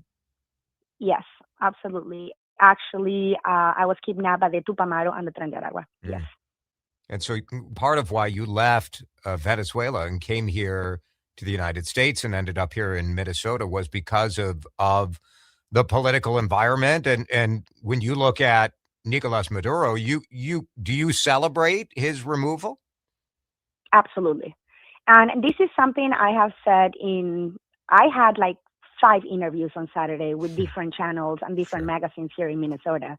And I cannot understand how people who doesn't know anything about the story of Venezuela and who have never, ever cared about my people and my country right now has the audacity to talk about what they don't know.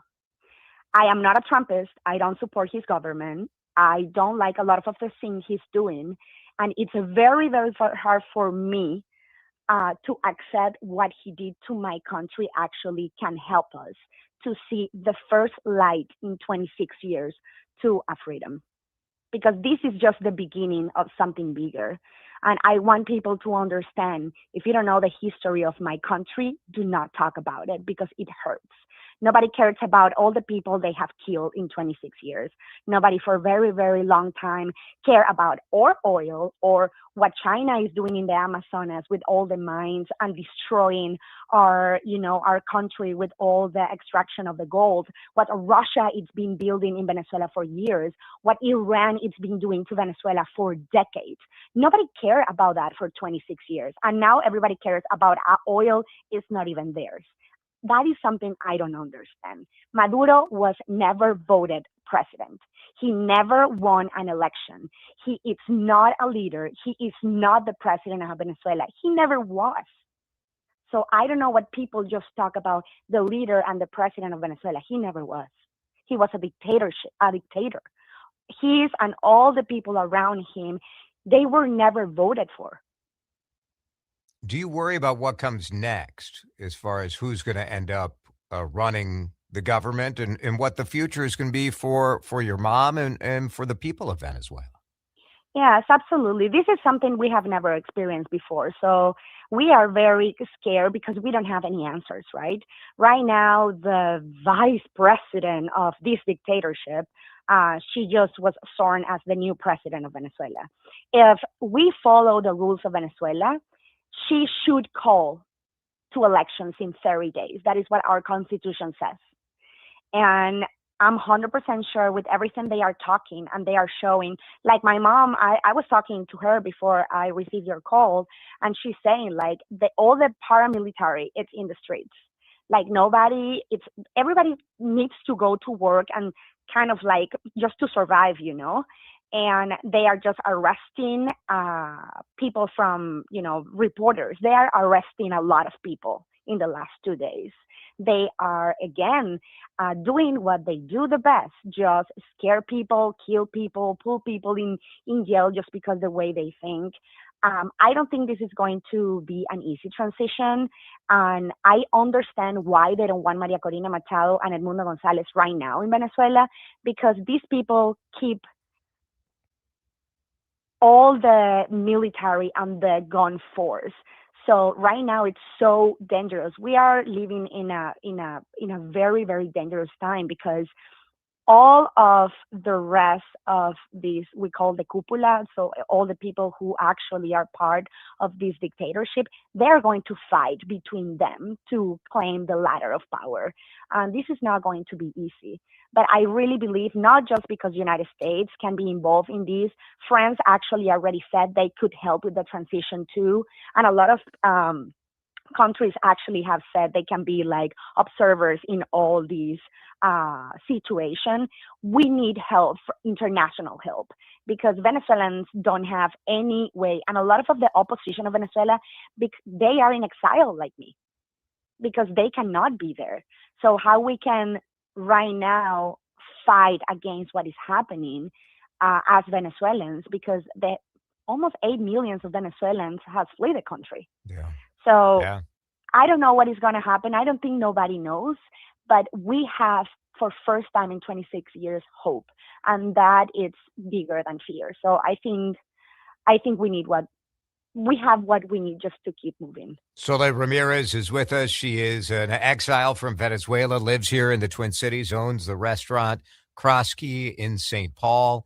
And it is interesting, sort of the struggle. I mean, what you said about trying to digest the fact that a president who you don't agree with politically has done something that may help out your country. It is, I was talking to someone over the weekend who is a supporter of President Trump and said he also is struggling with whether it's a good thing for the United States to just kind of go into Venezuela and take somebody out on drug charges, supposedly, whether that's a good thing. He said at the same time, it's unquestionably a good thing that Maduro is no longer in power. So it is sort of a does the ends justify the means question. But I'm struck by your statement that for the first time there's hope, that you have hope. Yes, we do. It's a very hard thing, okay? Because like you said, it's like we are not agree with him. But what he did, that extraction, and now the government is saying a lot of people was dead. And actually the 29 people, the 29 people was killed, was the people was protecting Maduro. And you know what is the funny thing? All of them were Cubans. So yes, this proof the dictatorship of Cuba, it's inside of Venezuela for many, many years. So yes, this Cuba should be shaking right now, because now United States showed they have way more power in Venezuela than, Maduro and all his regime accepted ever. But they just accepting they are partnership with the dictatorship in Cuba when they never accepted like that. So the 29 people was dead was military from Cuba. Soleil Ramirez, we appreciate the time. I'm glad your mom is okay, and I'm glad you have hope now for the future of Venezuela. It's very volatile for sure. We'll be watching it closely. Thanks, Soleil. Thank you, Jason. This is Drive Time with DeRUSH on News Talk 830 WCCO. Minnesota Pork wants to be a part of your dinner plans tonight and every night. It's Jason here. So grateful for the support of the Minnesota Pork Board. And you can learn a lot about our family pig farmers every corner of the state, more than 3,000 of them here in Minnesota. Been one of the great pleasures of DeRUSH Eats in my time here at radio, getting a chance to meet these farmers and learn more about what this next generation of farmers, what they're up to. The bottom line for each one of these 3,000 families all over our state is they just want you to enjoy the incredible flavor of Minnesota pork. Yes, You're supporting our farmers. You're supporting our neighborhoods. You're supporting our community. It's a huge thing for the economy of our state. But the best thing is that you're putting flavor on the table. You're enjoying lean, high protein, delicious, safe, reliable, affordable food. You're feeding your family. Our pork farmers are feeding the world. Go to that grocery store. Oh, if you need a recipe idea, we get a little in the kind of in a rut, right? Go to tastewhatporkcando.com. Tastewhatporkcando.com for recipe inspiration. But go to the grocery store and the butcher shop. Let's have Minnesota pork for dinner tonight. Oh, yeah. Pizza's here. Oh, great. I'd love some, but I'm worried about my stomach issues. If you're worried about having diarrhea, gas, bloating, stomach pain, or loose, oily stools, it may not just be stomach issues. It could be a condition called exocrine pancreatic insufficiency, or EPI. With EPI, the pancreas doesn't release enough enzymes to break down food, but EPI is manageable. Use the symptom checker on identifyepi.com and talk to your doctor. That's identifyepi.com. Sponsored by AbbVie. Career changers, including veterans and active duty service members. Your transition starts here. Go from GI to IT in a matter of months. Become a certified cyber warrior with training at My Computer Career. Cybersecurity specialists are in high demand, offering IT pros great opportunities and a rewarding lifestyle while protecting our people, liberty, and treasured institutions from cyber threats. Deploy your career in IT today at mycomputercareer.edu/CWP, an elite CompTIA certification partner. VA education benefits are available to those who qualify. Imagine placing an investment or trade without fear.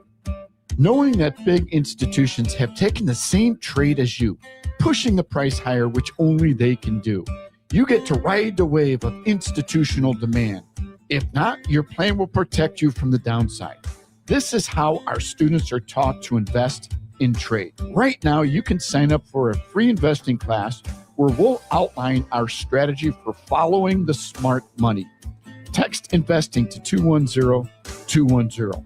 We'll also review strategies for growing a retirement portfolio, how professionals profit when stocks are falling, and how to protect your investments against inflation. With a 25-year history, local classrooms, and one-on-one support, you're not alone. And now it's your turn.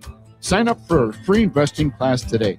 Text investing to 210-210 or go to learnwithota.com. Hola, amigos! It's a big noise. Brad Evans from BetMGM tonight. Listen Monday through Friday starting at 6 p.m. Eastern on Westwood One Sports as we cover the biggest sports stories from coast to coast. Get insights on the NFL playoffs, college basketball conference races, and more. Download the Odyssey app now and listen from anywhere. BetMGM tonight, live and interactive, presented by BetMGM. Tune in, Team Huevos. I'm Ed Evans, CEO of Consumer Cellular. No, we're not one of the big guys. Truth is, we don't want to be. If you're over 50, Big Wireless probably has you paying for more data than you might need. You could be throwing away thousands over a lifetime. Our entry-level data plans start at just $20 a month. And for a limited time, switch and get your second month free. Call 1-888-FREEDOM, visit consumercellular.com or a store near you and get your second month free today. Plans include $5 credit for auto pay and e-billing. See site for additional details. Time to find out how it's moving on the roads and what's moving in via the skies. This is traffic and weather together on CCO, starting with a check of the commute. Slowdowns for North 35E, Victoria Street to 94, East 36, slowing between Cleveland Avenue and Lexington. You're going to find the crosstown still on the heavier side as make way between Cedar and 100. 494 northbound, noticing some slowdowns there as make way past Excelsior, heading up toward Carlson Parkway. Terry Peterson, News Talk 830 WCCO. Now, the latest conditions and the outlook for the next few days with your CCO forecast. All right, forecast time tonight. 25, a little bit of fog out there. Going to be nice the next couple days, mid-30s, 37 tomorrow, so hopefully some melting out there. Light snow possible Saturday. Right now it's 32 on CC.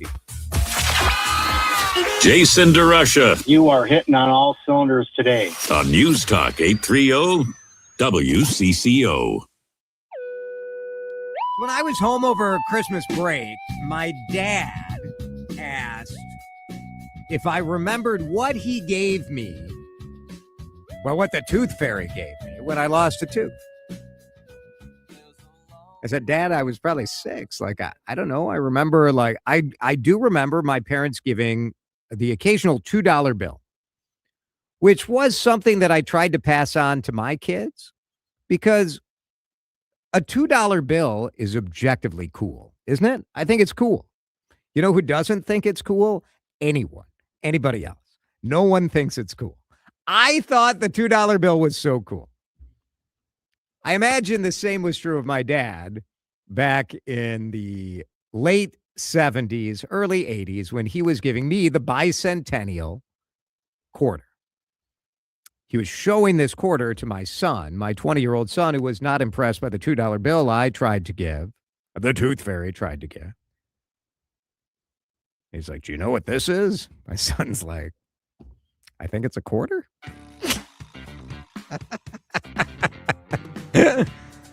Good luck to all the parents that are going to be doing this going forward with the, what do we have now? The sesquicentennial? There's a whole term. I was looking at it the other day. I can't even pronounce it. I believe that's right. 250 years, right? I was the my God, I'm old enough that I was there for the bicentennial and the I want a girl with the right allocations. Are you thinking about selling your home this year? The spring market starts next month. Hi, it's Benita. Do you want to know how you can net thousands more in your home sale? No pressure, no sales pitch, just straight talk, real data, and a clear look at what's happening in our local market right now. My friend, the Good Neighbor agent, John Schuster of Coldwell Banker Realty, will be hosting another free 15-minute online by Paul Douglas. They're going to dig into what buyers are actually paying a premium for, small things at serious value, and the timing strategies that can make a real financial difference. 4 webinar times, Tuesday, February 3rd and Thursday the 5th. 2 online sessions each day at 11 a.m. and 6 p.m. Space is limited. Sign up today.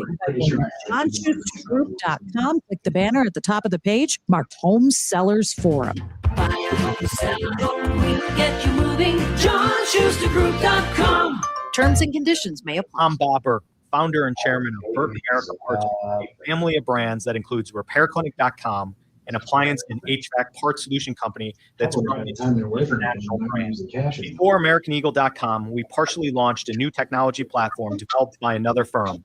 American Eagle helped take our technology to a whole new level with digital marketing, software development, and business insights into our key markets, appliances, HVAC, and outdoor power equipment, and did so both on time and on budget. AmericanEagle.com has the resources, experience, and talent needed to produce solutions. Our new technology platform, developed by AmericanEagle.com, has produced tremendous results with higher traffic, conversion, engagement, and online revenue. If you have any home repairs you need to take care of, check us out at RepairClinic.com. If you need a world-class website or technology project, then I would highly recommend AmericanEagle.com. Call AmericanEagle.com at 773-NETWORK. That's AmericanEagle.com, 773-NETWORK. News Talk 830 WCCO, Minneapolis, St. Paul. This is CBS News on the Hour, sponsored by Pfizer. I don't know what is going to happen. I'm Jennifer Kuiper. The Justice Department says the shooter who killed 2 Brown students and an MIT professor planned the attack for months. The DOJ has revealed that Claudio Neves Valente had planned the attack for at least 6 semesters and left the video. That's what it is. I know. He revealed he had been planning the attack for quite some time. He said, quote, I had plenty of opportunities, especially this semester. I had plenty of opportunities, but I always chickened out. Former Brown student and Portuguese national was found dead in a New Hampshire storage facility. Greenland and Denmark are asking for a speedy meeting with Secretary of State Marco Rubio as President Trump talks about taking over the self-governed Danish territory. White House Press Secretary Caroline Levitt released a statement saying President Trump has made it well known that acquiring Greenland is a national security priority of the United States. Out of Venezuela, we're going to take Greenland. You know what I mean? I think you're right. There's absolutely. I'm just like, Canada's going to be the 51st state. I'm having such a sad option either. We are not for sale. Trump recently hinted he'll make a decision on Greenland in about 2 months. Linda Kenyon, CBS News, the White House. Also, I've been anchoring since noon. Walz Defiant was commissioned to produce an assessment modeling potential political leadership scenarios in Venezuela should Maduro cease to be president. CBS's Olivia Gazas reports. We don't know exactly when the assessment was commissioned, but we do know that it was briefed to the president and his closest advisors as he was weighing whether to authorize this operation. So put that aside. Families of former Capitol Hill police officers gathered to mark 5 years. 3 minutes and 16 January 6th seconds. U.S. Capitol attack. CBS's Allison Keys. Holding candles, a group of Democrats gathered on the steps of Capitol Hill, where rioters attacked lawmakers 5 years ago. We must never forget. Senate Minority Leader was that at his desk that day. was like a 4 Thousands minute of rioters, so everybody egged could tell on how by Donald smart he Trump, was. stormed the U.S. Capitol. Schumer blasted the president for pardoning the rioters. Allison Keys, CBS News, Washington. A year after wildfires devastated areas of Los Angeles, the new fire chief spoke today about some of the lessons learned and some of the changes very that were odd. made. Jaime Moore was not chief at the time of the Palisades and Lockman fires. There were clearly significant shortcomings in our response as a department. And as the newly appointed fire chief, the responsibility for how this department prepares, deploys, and adapts for the future rests with me. Day on Wall Street for the Dow and S&P 500. This is CBS News. You still got it. Your immune system weakens as you age, making it harder to fight flu, pneumococcal pneumonia, RSV, and COVID-19. Ask your doctor or pharmacist which vaccines you need.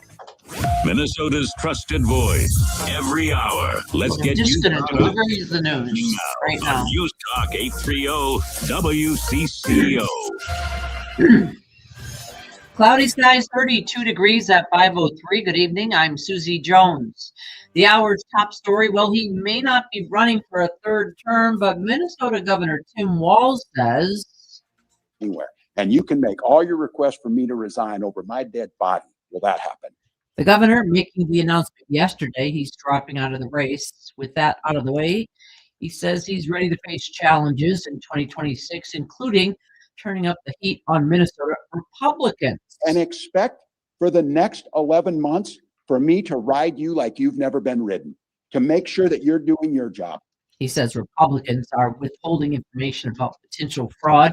He wants that information made public and will work to that end. It stops with me. I'm accountable for this.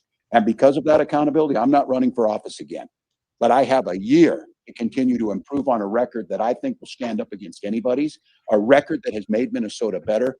U.S. Homeland Security Secretary Kristi Noem is in the Twin Cities, joining federal agents at an early morning raid in St. Paul. That raid on Payne Avenue on the city's east side resulted in the arrest of an Ecuadorian national. That is according to a video that she posted on X. That man's girlfriend and another supporter speaking to WCCO TV. He is a very sweet guy who just works and doesn't do anything, but he doesn't have any arrest warrants, anything in his record for them to do this. It makes me sad because we're all here for a reason, you know, to have a better future and to give our kids and our families something what maybe back in our countries we haven't gotten. So it does make me feel very emotional. Minneapolis Police Chief Brian O'Hara sharing some news on crime in the city today. Overall data tells a very clear story that the city of Minneapolis is moving in the right direction. He says they have seen a remarkable decrease in street crime. Not just 2025 compared to 2024, but putting things into perspective, how significant the decrease has been since the height of many of these crimes. And in some cases, it's significantly below what was normal here prior to the pandemic. In some categories, we're below 2019. A Minnesota man is dead after forcing his way into the city hall in Lawrence, Kansas, and getting into a fight with a city employee.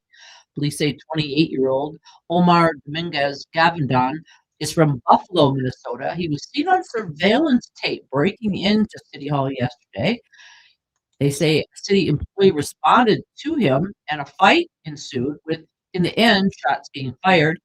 Police have not said yet whether he was armed or what the motive may have been for the break-in.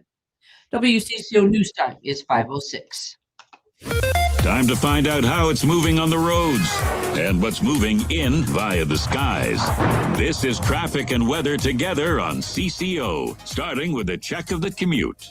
Brought to you by Whole Foods Market. Got your slowdowns as you head into Minneapolis on 394 eastbound past 100 into the area of I-94, 94 southbound slows to Lauderdale Tunnel to 35W. East 36 on the heavy side at Cleveland Avenue over to Lexington and North 100, or rather North 169, so will be 1 and 610. Top date and night favorites at Whole Foods Market. Get 20% off sustainable wild-caught Alaska sockeye salmon with Prime through January 6th. Baked with herbs, seasonal citrus, and you heard. Shop in store online. We talk ATL WCCO. Dave Lee for Aquarius, wishing you a happy and cozy new year. Is your furnace giving you the cold shoulder? Aquarius has the fix for 2026 with $98 off any furnace repair. Visit AquariusHomeservices.com today. Now, the latest conditions and the outlook for the next few days with your CCO forecast. Brought to you this time by Aquarius Home Services, earning the right to be recommended. Here's WCCO TV Chief Meteorologist Chris Schaefer. Another mild night is our overnight low, likely warmer than our average high this time of year. Only dropping back to 25. We will see areas of fog develop, so be careful out there. Tomorrow, mostly cloudy, a bump warmer with a high up around 37. 35 on Thursday. We could see a little sunshine the next couple of days. All right, thanks, Chris. Right now, cloudy, 31 degrees at News Talk 830 WCCO. Perspective over noise. Clarity above volume. News Talk 830 WCCO. I am ready. He knows news. He knows talk. On and off here. Nonsense, too. So get ready for a lot of it. This is Drive Time with DeRUSH. Once again, here's Jason DeRUSH. All right, before Susie goes, I feel like Susie gives me good advice. Oh. You are willing to tell me when I'm full of it. I think you're an honest person. I like that. Thank you. So today I posted a video on Facebook and on Instagram.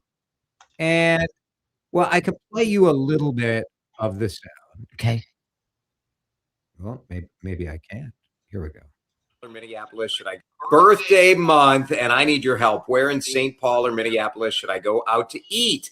It's Jason. I'm a James Beard Award loser, radio host, former TV guy. I looked up where I've gone for birthday dinners over the past 10 years. So I sort of gave the rundown of where I ate. And it's great. Like, people are so generous, like sharing their suggestions. I have hundreds and hundreds of comments from people. Wow. Where they think would be a good place to go for my birthday. In places like a lot of spots where it's like, oh, I hadn't thought about that in a while or whatever. It's really cool. Some are saying I'm being a little aggressive by declaring it my birthday month. I struggle with that because, my birthday, as you might remember, is Christmas Day. Right. Which is just a... Stinks. You and my sister was also born on Christmas Day. Okay, so when you have a birthday like that, you want to kind of expand the boundaries. You need to, because everyone ignores you on Christmas. Is it a little bit selfish of you to declare your birthday month? I guess my thought would be, Jason, if you expect people to pay for your meals during your birthday month, that's unacceptable. Oh, I hadn't considered that.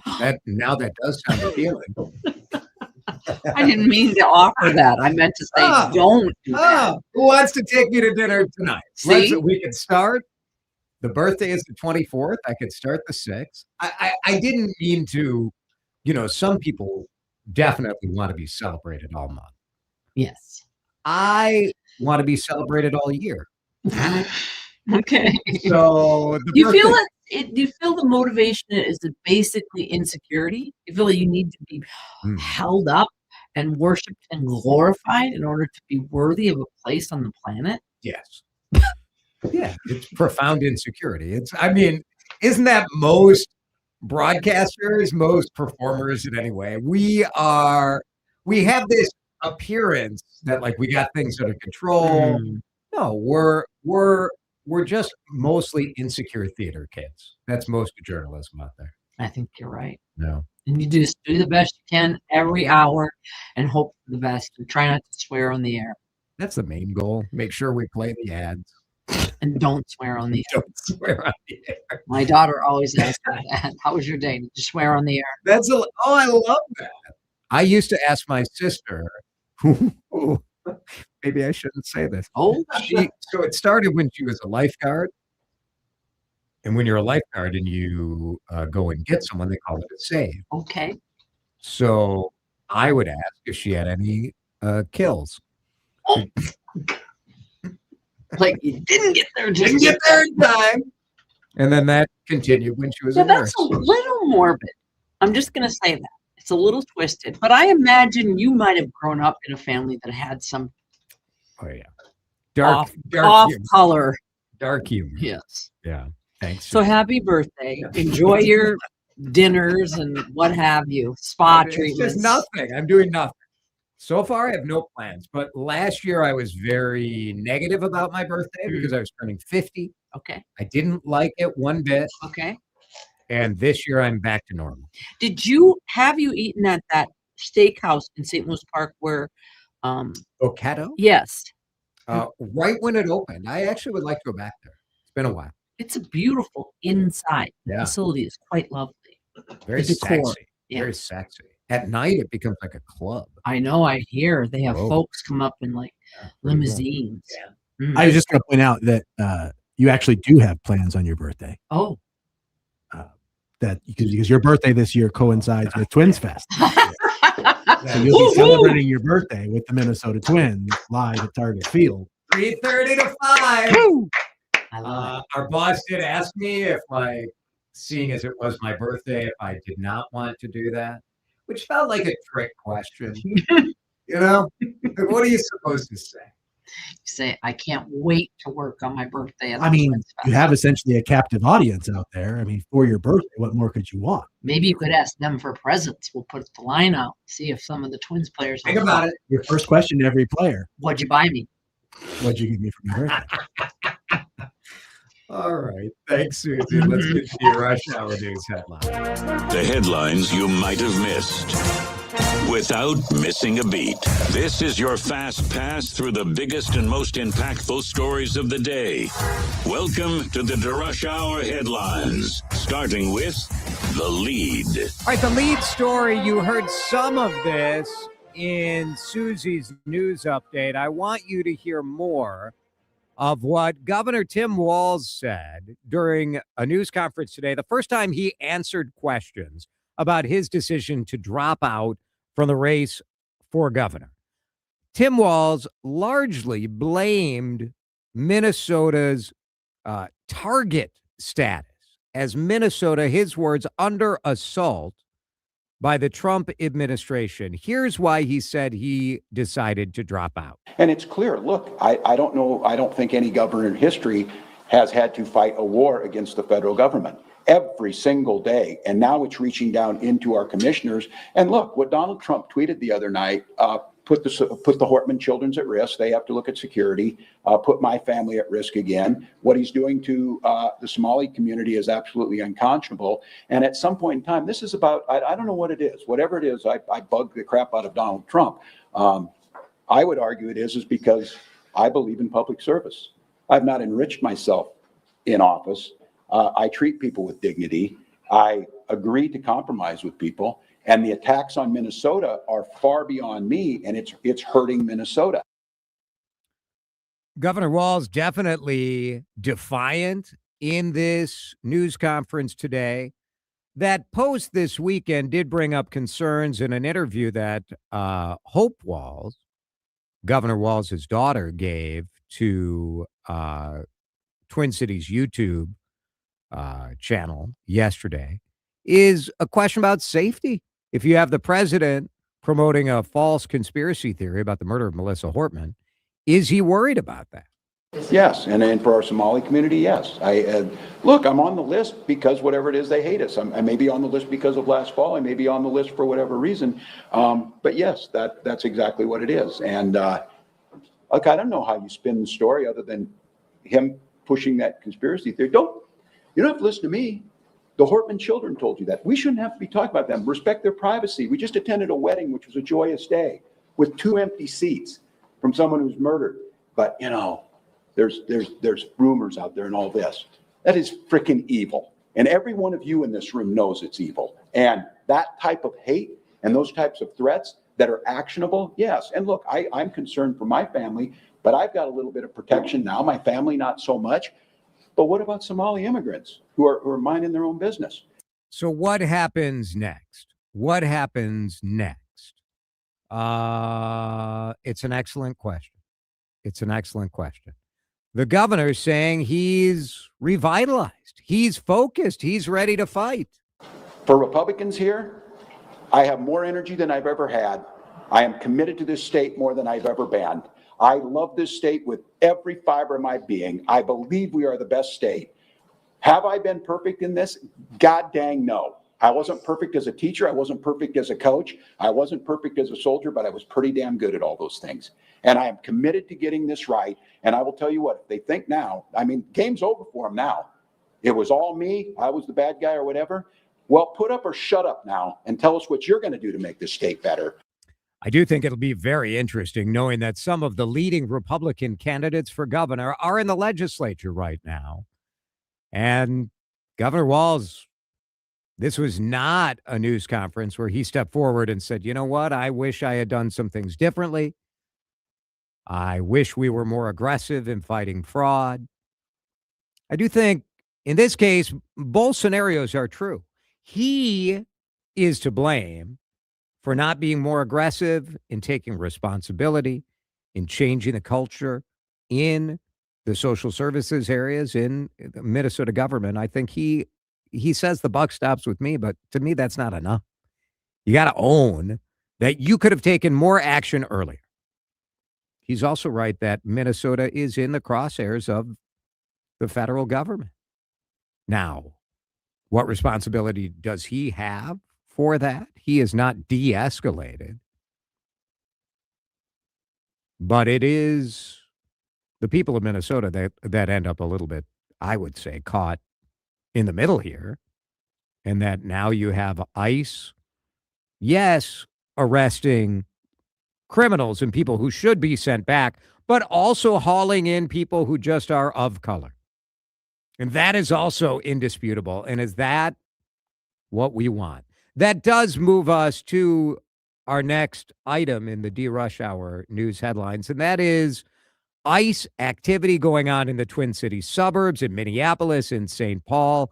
And the leader of the Department of Homeland Security was on hand for one of the arrests today. And do you know why we're here today? ¿Sabes por qué estamos aquí ahora? No, no lo sé. You will be held accountable for your crimes.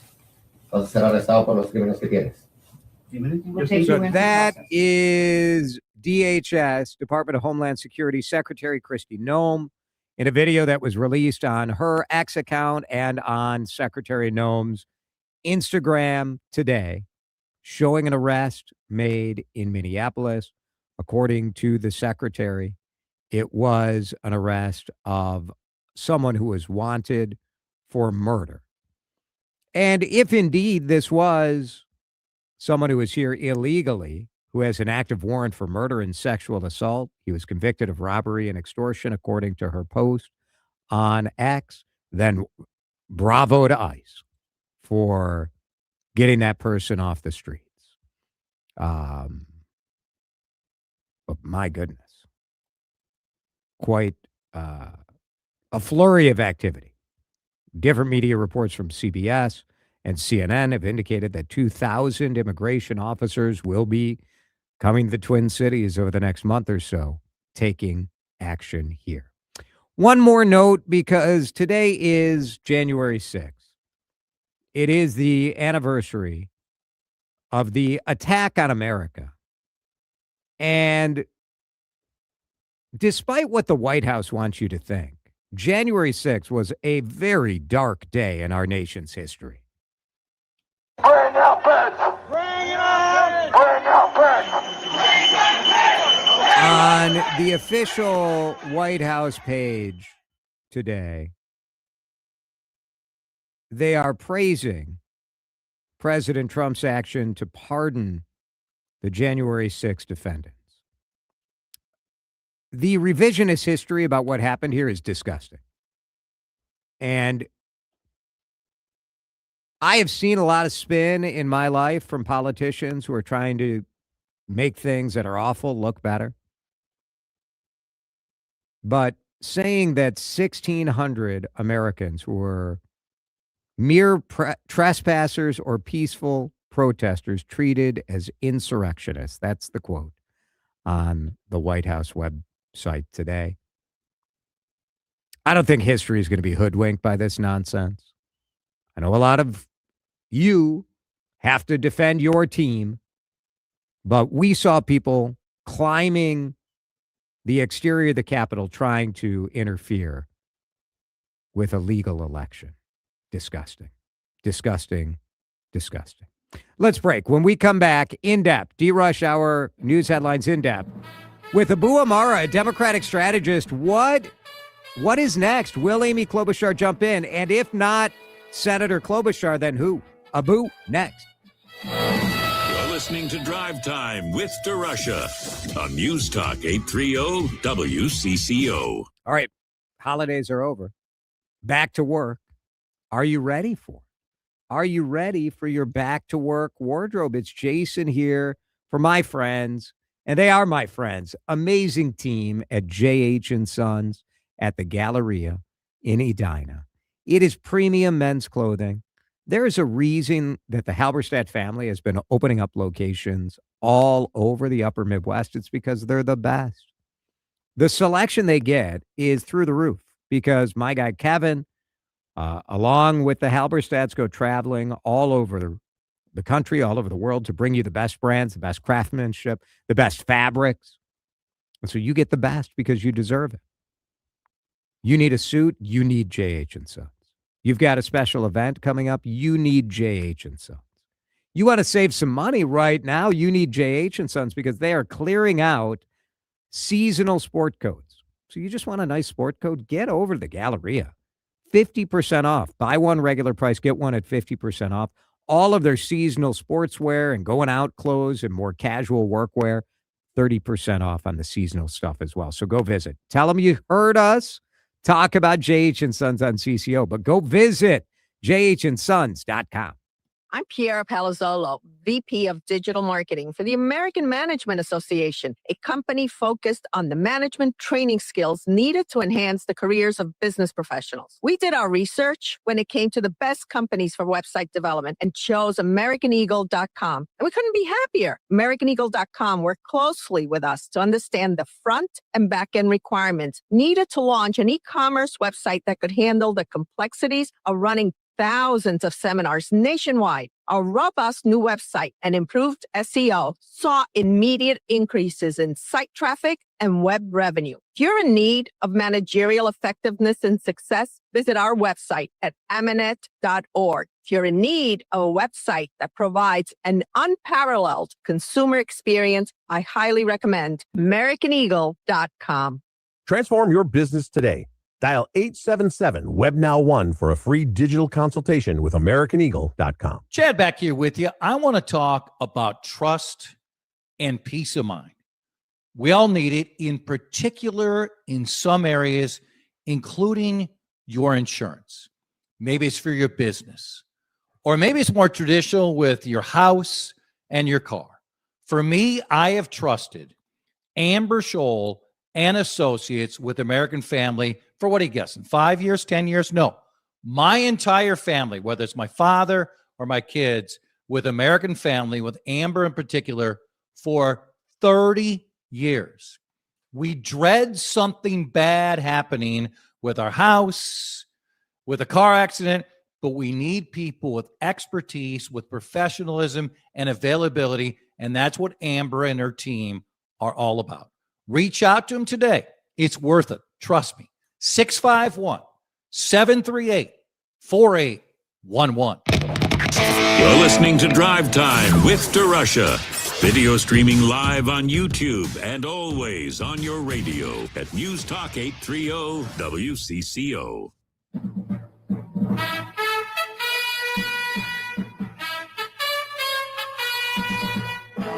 Walz not running. Will Amy Klobuchar jump in? And if not Senator Klobuchar, then who? Abou Amara joins us on the John Schuster Coldwell Banker Hotline. He is a Democratic strategist, a political analyst, a local attorney. Abou, good to talk to you. Always good to be on with you. All right. The latest from CNN was this quote: "I love my job, I love my state, and I'm seriously considering it." That is Amy Klobuchar. That tweet was posted by Madhu Raju just before 3 o'clock. What does that say to you? She's likely to be in. What are you thinking? I think it's a perfect summary of two things. So the first is she's in D.C. She's very accomplished. She's getting things done in D.C. But at the same time, this opportunity has presented itself back home to lead her state. You add those two things together in the context of Donald Trump, I think it means she's probably gonna jump in the race. But obviously, nothing is done till it's done. Other Democrats, of course, are probably just furious at Amy Klobuchar that she's stealing their opportunity to run for governor. It's rare to have a chance to run for governor. So certainly politicians, a lot of people, whether they're big names or they're other people, kind of legislators that maybe are a little under the radar or business people. There are a lot of names out there, I suspect, that are being tossed around, right? There's no question there are a lot of names, but it reminds me somewhat of 2018. In that cycle, you had a lot of people thinking they were going to jump in the race. But ultimately, when it got down to it, there was really one or two, and I suspect that'll be the same case this time around. You know, I had heard a lot of discussion about Steve Grove, who worked for Tim Walz and has been building a high profile as the publisher of the Star Tribune. He wrote a book. Is that a name that you think there's much interest in if Amy Klobuchar doesn't get in? Yeah, I think there's the Amy world and then there's the non-Amy world, right? And so if Amy jumps in the race, I think a lot of folks don't jump in. If Amy is not in the race, if Senator Klobuchar is not in the race, I think all of a sudden you're talking about folks like Attorney General Keith Ellison, Secretary of State Steve Simon, someone like a Steve Grove, who I would consider kind of the outsider's insider, right? He's got a combination of that experience inside of government, but he also kind of is running enterprise. Maybe another name there. I think those are probably the types of characters you'd see pop up if Senator Klobuchar doesn't run. I want to ask you a little bit about Keith Ellison, because I think Keith Ellison, former congressman, has built an image as someone willing to take on the Trump administration in court. And if fraud is going to be the Republican refrain, I don't see how Keith Ellison could win a statewide election with the Republicans just hammering about the fraud the whole time. I wonder if anyone other than Steve Simon from inside the Walz administration really has a chance this time. Well, first off, remember, Keith Ellison's not part of the Walz administration. He's independently elected, separate and apart from the governor. But your point is... voters see it that way, yeah. Good point. Your point is a good one in that what I think Democrats are going to have to do is have someone who has what I'd call politically clean hands. And I'm not blaming the governor for any specific fraudulent action, because ultimately, criminals are criminals. We don't blame the politicians for the criminals' actions, right? But your point's a good one. And I think Democrats have to look inward and say, who has clean hands? And I do think Senator Klobuchar is uniquely positioned. I mean, think about it. Before she joined the Senate, she was a prosecutor prosecuting fraud. Yeah. And so I think she's uniquely positioned. It's pretty good. Yeah. Pretty good to say, you know what, I can come back home. I delivered for you as county attorney. I went to D.C., but now I'm going to come back home and take on these issues for you. Steve Simon is interesting as well. He's there's a fringe part of the Republican Party that wants to blame him for the rigged election. But I think Steve Simon has ran the Secretary of State's office in a pretty transparent way. He seems fairly liked by both moderates and, your traditional Democrats. As someone who knows Secretary Simon well, that is absolutely correct. He's got respect across the political spectrum. I mean, he's got Republicans who really, really like him.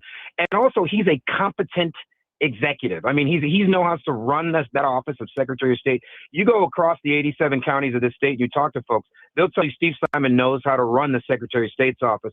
So in terms of credibility to run a complex organization, to manage it well, to get results, to knock out issues early, I think he's perfectly positioned. He has that skill set to do so and to be able to distinguish himself a bit from what's going on. Is there a progressive name you're watching or an outsider where you think like, I bet this person's going to jump in? Because the DSA wing or the more left side of the party is going to want to be heard during this process, I suspect. The first name, and I'm not saying this is going to be the only name, but the first name that comes to mind is Erin Murphy. I think Erin Murphy is one of the most hardworking people, regardless of whether you agree or disagree with her on issues. One of the hardest working people in the state. I worked with her in the legislature. She ran for office in 2018, and she ran to the left of Governor Walz. And so at first glance, that's a name that I think has an infrastructure statewide, has run before, understands what it takes, could potentially jump in a race, assuming Amy Klobuchar is not in. We'll see. We'll probably find out this week, right? If Senator Klobuchar is going to be in or not. We're going to find out real soon. Remember, within 30 days, we've got precinct caucuses in Minnesota. That's the first step to nominating a governor. Folks are going to have to decide if they're getting in or getting out fairly quick. What a week. Abou Amara, great insight. We really appreciate you being with us. Thank you. Always good to chat with you guys.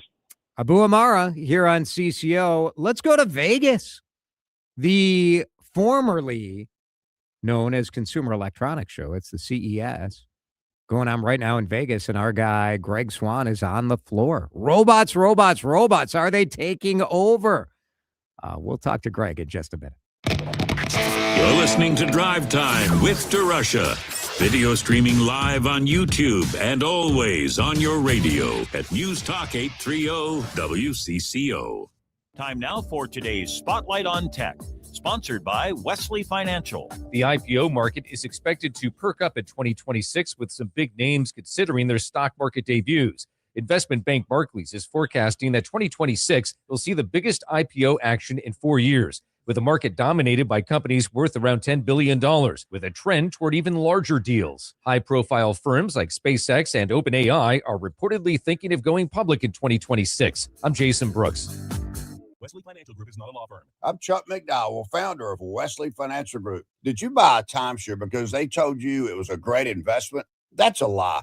Most timeshares can be bought online for $1. To find out what your timeshare is worth and to cancel it, call us today and we'll send you our timeshare exit kit free with all your options for cancellation. Call Wesley for your free exit info guide. 800-959-3388. That's 800-959-3388. Jordana here for my friends at Mini Leaf. Hear what they're saying about this brand I love. Tell me about your experience with the night gummies. I started using them. I think this is my third order. I heard Jordana on WCCO radio talking about it, and I thought, well, if she's doing it, trying to get off the Ambien, and I started with the pineapple gummies for sleep. That's what I take them for, is sleep. And I've been very pleased with the product. I started with the full gummy. Now I only take half, and that helps me sleep. So I'm very happy with the product. And I'm 70 years old, so. And those sleep night gummies will help her sleep painlessly through the night. Those sleep night gummies are a real charm. Check out Mini Leaf's products at MINNELEAF.com. Check out that Triple Diamond Pain Cream, those sleep night gummies, or their other great products. I use them. There's so many CCOers that absolutely love them. You will too. Mini Leaf means quality. Taste happy at minileaf.com. The home of Minnesota's best legal products. Jim. Yes, Laura. Why are you wearing a cowled robe and carrying a pot of herbs? I'm getting ready for Barufka's Happy January event. Okay. Druids celebrated this time of year with month-long festivals, so our Happy January event runs through January 31st. I will not permit any goat sacrifices in the parking lot. With Barufka's January event, there are 3 great ways to save. Free Metro delivery with the purchase of a furniture protection plan. Free removal of up to 3 of your old pieces. And free no down payment, no interest financing for 12, 18, or even 24 months. That's almost $750 in savings. Happy January. Now, help me finish the Barufka henge before dark. Oh, Jim.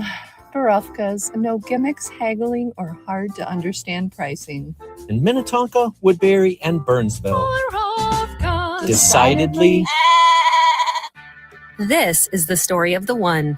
As an HVAC technician, he and his digital multimeter are in high demand.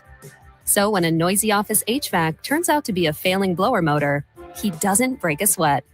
With Grainger's easy-to-use website and product information, he selects the product he needs to keep everything humming right along. Call 1-800-GRAINGER, click Grainger.com, or just stop by. Grainger, for the ones who get it done. It's your captain speaking. To the passenger with the mirror fast soft shoes, smart move. No way am I letting travel constipation ruin this trip. Can't blame you. Mirror fast works fast, but without the harsh side effects. Since I'm such a smart traveler, can I move to first class? No. Close the curtain, girl. From the makers of Miralax, new Mirafast soft chews work naturally with your body in as little as 30 minutes to give you a comfortable go on the go. Find Mirafast today at your local retailer. Use as directed for occasional constipation. Contains magnesium hydroxide. Time to find out how it's moving on the roads and what's moving in via the skies. This is traffic and weather together on CCO, starting with a check of the commute. On the quiet side out there, as you move across the system, you'll still find some slowing. South 35W across the Minnesota River Bridge as you make way into Burnsville.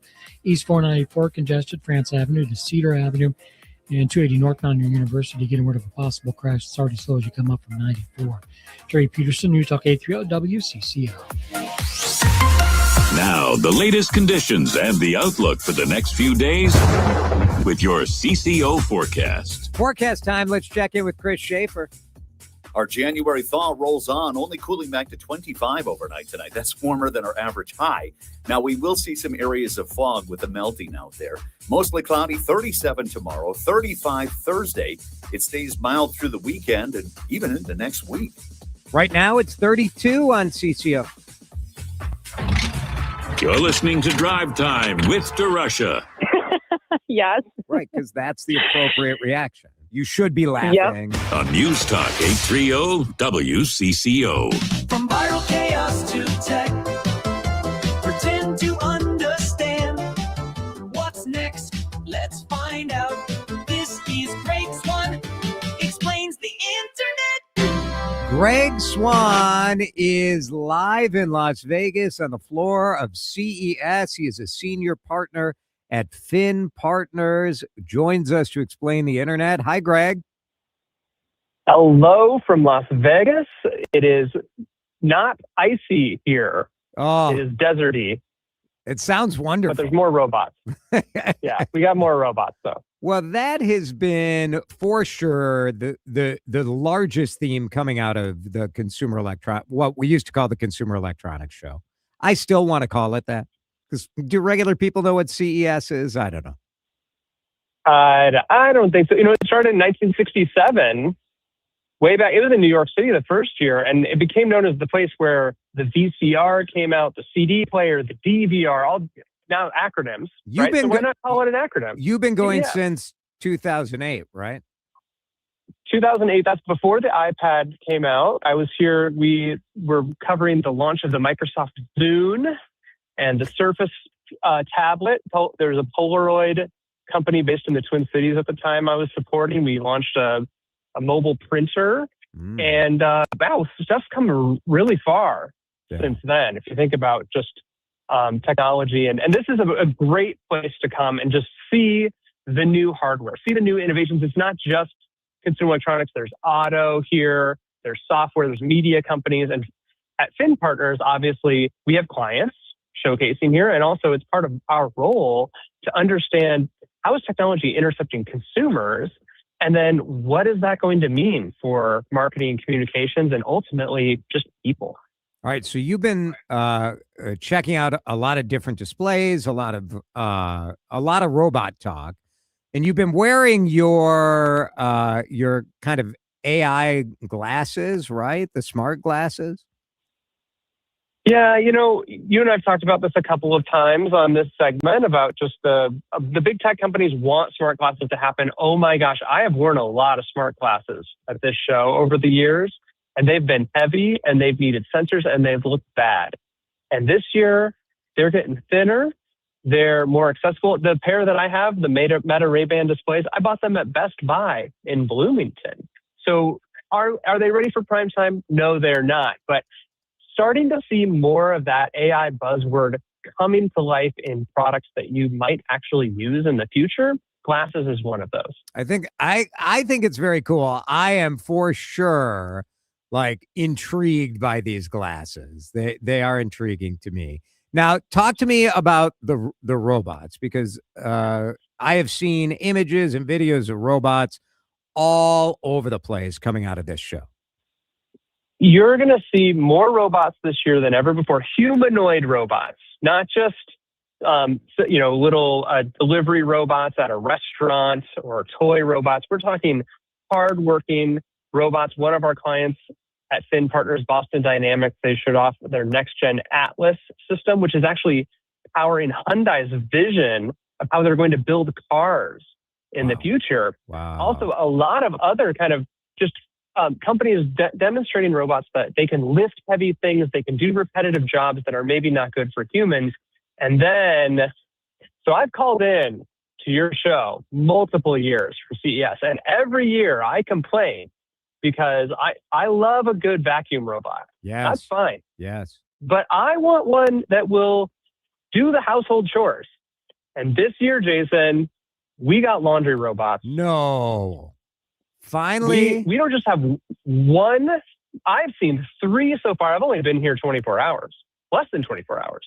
Are we that mad about laundry? I folded laundry this afternoon, actually. It was fine.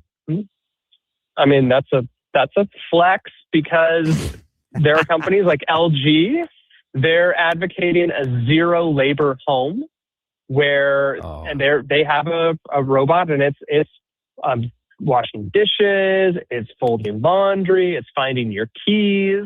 There's another one called from SwitchBot, their demo showed it picking up clothing and then putting them in the washer. I think maybe some teenagers might need some help, stuff like that. And so that's really fun. And with that said, like the Roomba came out 23 years ago. One of our clients, Roborock, they debuted a vacuum that has an arm and a mechanical grip so it can pick stuff up last year. This year, it has legs. It can not only climb the stairs, it can vacuum the stairs. So that's pretty cool. There's a number of lawn, that's pretty cool. Yeah. And there, again, in previous years, we've talked about lawn robots and snow removal robots.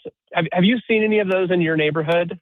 You know what? When we were out at spring training for the Twins, they have robots that do some in Fort Myers in that stadium, but I've never seen it in just the plain old Maple Grove neighborhood. No.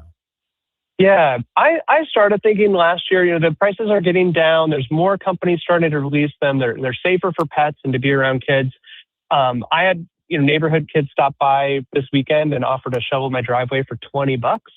And I think if the neighborhood kids are going to keep raising their rates like that, these smart robots look better and better to me. It is true. It is true. Greg Swan is with us from CES in Las Vegas. AI has been like the buzzword for everything for a long time. Even things that I think are just like computers doing computing gets described as AI. But you've seen at CES some interesting technology that you've talked about on this show. Yeah, the opportunity to start to use AI, not as a buzzword, not as a we saw a lot of booths that they just put those 2 letters on the booth to try to get media like yourself to talk about it. Right. This year, seeing more of that hands-on, solving a problem. There's AI assistant devices like we've talked about, where you might wear a pendant or have a wristband that is helping listen to your day. There's huge privacy implications. Right. There's huge data storage implications. And also, we're seeing very cheap, like $50 or less devices at this show where you're essentially wearing ChatGPT, a wearable device. I have 2 of them on right now that I'm wearing for the show just to test out. So that's interesting. I think that also seeing AI come to things like toys, and we've talked about toys on this segment before. And I literally just was interacting with a very cute, adorable little toy, and it took my picture and it reconstituted it into a shareable image that it broadcast on a television. And it was pretty dang cool. And I think that we're starting to think about how can this technology add value to our life? Where do we want it to add value? Not just because the big companies are telling us we need it. I think that is really encouraging, right? Because I feel like we've been in this maybe 5-year stretch of these kind of developments that sound interesting, somewhat sound scary, but as a regular person, you're sort of left like, I don't know quite what to do with this. Yeah, and that's okay. And that's part of my role at Fin Partners is we view where things are coming from a technology perspective, and we say, what is the hype? What's the thing that is important to pay attention to? And just what's a signal that might disappear and it might stick around for a while. And so this is a show that is notorious for having really silly, goofy things. And sometimes those things don't stick around. And it's been really fun to see the evolution this year of some of those that they're gonna be around, not just the cool new flat TVs. All right, tell me about some of the weird items, because there are always some things that make you go like, I don't know about this. Yeah, I got 3 of them. So the first I would offer is going to really make my barber upset, because what he told me when I was getting my hair cut before the show is like, the day that the robots start cutting hair is the day I retire. And at this show, there is something called the Glide Smart Hair Clipper, and you program what haircut you want. And as you run that buzzer up and down your head, it adjusts to the cut. We're watching this right now. If you're watching on our YouTube, you can watch this back on YouTube at WCCO Radio or on X or on Facebook. And it's amazing. It just looks like a regular clipper, and it just sort of adjusts the design depending on how you set it. Yeah, it reminds me, I will admit, I was thinking of Wayne's World, where Garth is using the vacuum. The Flowbee haircut. Yeah. Yes. So I'm not sure I'm ready for that. Another is there's these bone conduction music playing lollipops. And so we've seen bone conduction come into headphones where if they just touch the back, that kind of bony part behind your ear, you can actually hear music through it. So I sort of hate them. I sort of hate them, but they're okay if you get it just right, you know. Yeah. So this is a lollipop, a sucker, where if you kind of bite a little bit on that sucker, it's going to send that musical signal through your teeth straight into your head. And depending on the flavor, it's going to have different songs from even popular artists like Akon or Ice Spice. I assume it's disposable after that, and I don't know how we all feel about putting batteries and more plastic into the garbage, but that was kind of an interesting one. And then, one I thought you might be interested in, the SmartLit, which is this watch band that lets you wear a real watch and a smartwatch, and I think that's pretty cool. I know you have a couple good watches, don't you? I do. I love watches. Right now, I've got like this kind of cool yellow Doka watch. It's very nice. I am very intrigued about this idea to be able to do both. So the idea is you have your mechanical watch on the outside, and the band allows you to then have on the inside your Fitbit, your Garmin, your Samsung Galaxy, your Apple Watch, whatever you would want on that side, kind of on the inside of your wrist. So if you're wearing both, you're still getting the health tracking and the benefits, push notifications, but you're still able to wear a real watch. What got me, Jason, guess what the price is on that? Oh, no. Like what? $600? Oh yeah, it's $418, and it doesn't come with a watch. Yeah, that's just the band. I mean, if you have a really nice watch, you're spending, you could be spending a couple $1,000 on your regular watch, but I don't know. I don't know about that. Very interesting. I don't know. Good stuff, Greg. We appreciate it as always. Greg Swan, so cool, such a great roundup, and you can follow Greg on Instagram. I've been posting in our live stream a lot of the images that he's been posting as well. So check that out on YouTube, or check out Greg Swan on Instagram or all the socials. Greg, thank you. Absolutely. You'll see you on the internet. There it is. Greg Swan explaining the internet live from Vegas. How cool is that? Drive Time back in a minute. This is Drive Time with DeRUSH on News Talk 830 WCCO. Listening to CCO is the small, easy upgrade that makes everything else better. It's like swapping light roast for espresso. You never knew how much sharper you could feel.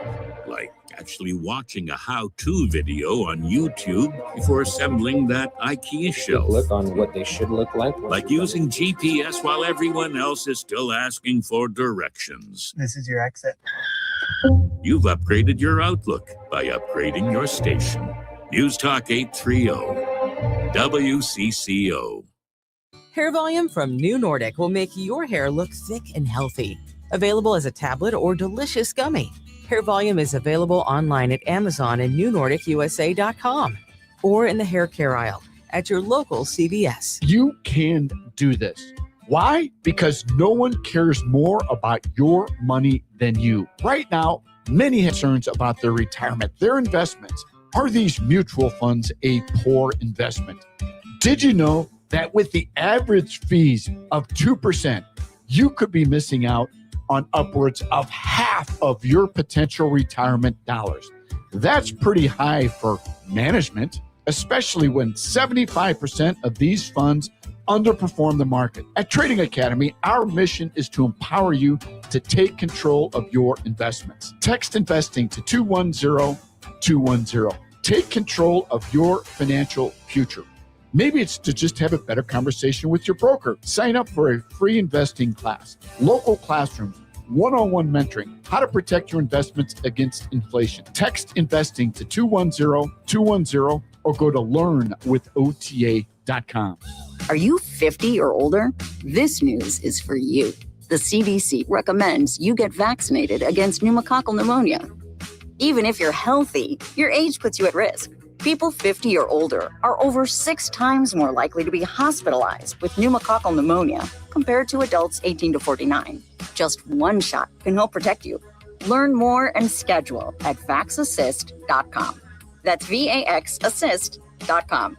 Sponsored by Pfizer. Looking for something smart, soulful, and full of heart? I'm Jen Hatmaker, host of For the Love, the podcast where we talk about what really matters. Love and family, faith and purpose. Every week, I'm joined by incredible guests for honest conversations that invite all of us to live with more intention, more laughter, and more connection. Join us on For the Love wherever you get your podcasts. Spreadsheets, clunky software, 100 different logins just to run your business? There's a better way. Odoo. One simple, connected platform that handles sales, inventory, accounting, and more, so you can focus on growing, not juggling. Make the switch today at odoo.com. That's ODOO.com. My name is Whitney Allen. I am a widow. My husband, Ryan, died. We never thought in a million years we'd have to use life insurance. The unexpected happened. With Ethos, it is so fast and easy. It's 100% online. You can get a quote in seconds, apply in minutes, and get same-day coverage. No medical exams, and you can get up to $3 million worth of coverage through Ethos. Get your free quote at ethos.com/radio. That's ethos.com/radio. Time spent on application may vary. Online health questions required. Time to find out how it's moving on the roads and what's moving in via the skies. This is traffic and weather together on CCO, starting with a check of the commute. Crash getting cleared out of the way for you on Highway 280 northbound near University Avenue. Things moving a little bit better now through the run as you head up to Highway 36. North 35E looking good, 94 to 694. Crosstown westbound, some slowdowns there, Cedar 235W. Trey Peterson, News Talk 830 WCCO. Hungry? Go to Dickey's Barbecue Pit of Egan for real Texas barbecue. All meats smoked fresh in-house daily. You can dine in, take out, have it delivered, or have your event catered anywhere in the metro. Just go to Dickeys.com. Dickey's Barbecue Pit of Egan, the Twin Citeis catering leader. Now, the latest conditions and the outlook for the next few days with your CCO forecast. forecast from Chris Schaefer. Tonight, cloudy, some fog, low of 25. Tomorrow and Thursday, we're at about 35, 36. Sounds good, doesn't it? Yeah, a little melting. Next chance for snow early Saturday. Right now, it is 33 degrees. This is Drive Time with DeRUSH on News Talk 830 WCCO. That's the way we get by, to the way we get by. All that's the way we get by, to the way we get by. Taylor Rivera is in the room getting ready for your 6 o'clock live news update. Taylor, is your Instagram like open for the world, or is this a private bit, or I can never tell? It's private, but Okay. if people follow me, I can accept them. Oh, nice. So what Taylor has mostly been doing is just like posting nonstop photos of her engagement ring. And you're going to call me out, Jason. Well, I kind of love it. I love it. I like when people are excited about getting married. I like marriage. I think people should be very excited about it. In that time of being engaged, especially the early part of engagement. 'Cause I remember my engagement as being very excited at the beginning. And then you got mother-in-law wants the wedding to go this way. My mother wants the wedding to go that way. Ba, ba, ba, ba, ba. I'm in the Alyssa thick wants of that. Oh, But it's fun. Everyone's positive. is it fun? Most of the time it's fun. Yeah. And if it, is this why you're posting the ring? Like when you're really pissed about something, you're like, but look at the ring. It's a beautiful ring. I'm just thrilled about it. so. You're super in love, though. I am. Yeah. I will say that. I think yes. it's good. I don't know. Why Thanks, would Jason. this not be good? You think people want to rip on it? It's a lot of like there's Some a lot people of will. there's a lot of cynical people around here, you know?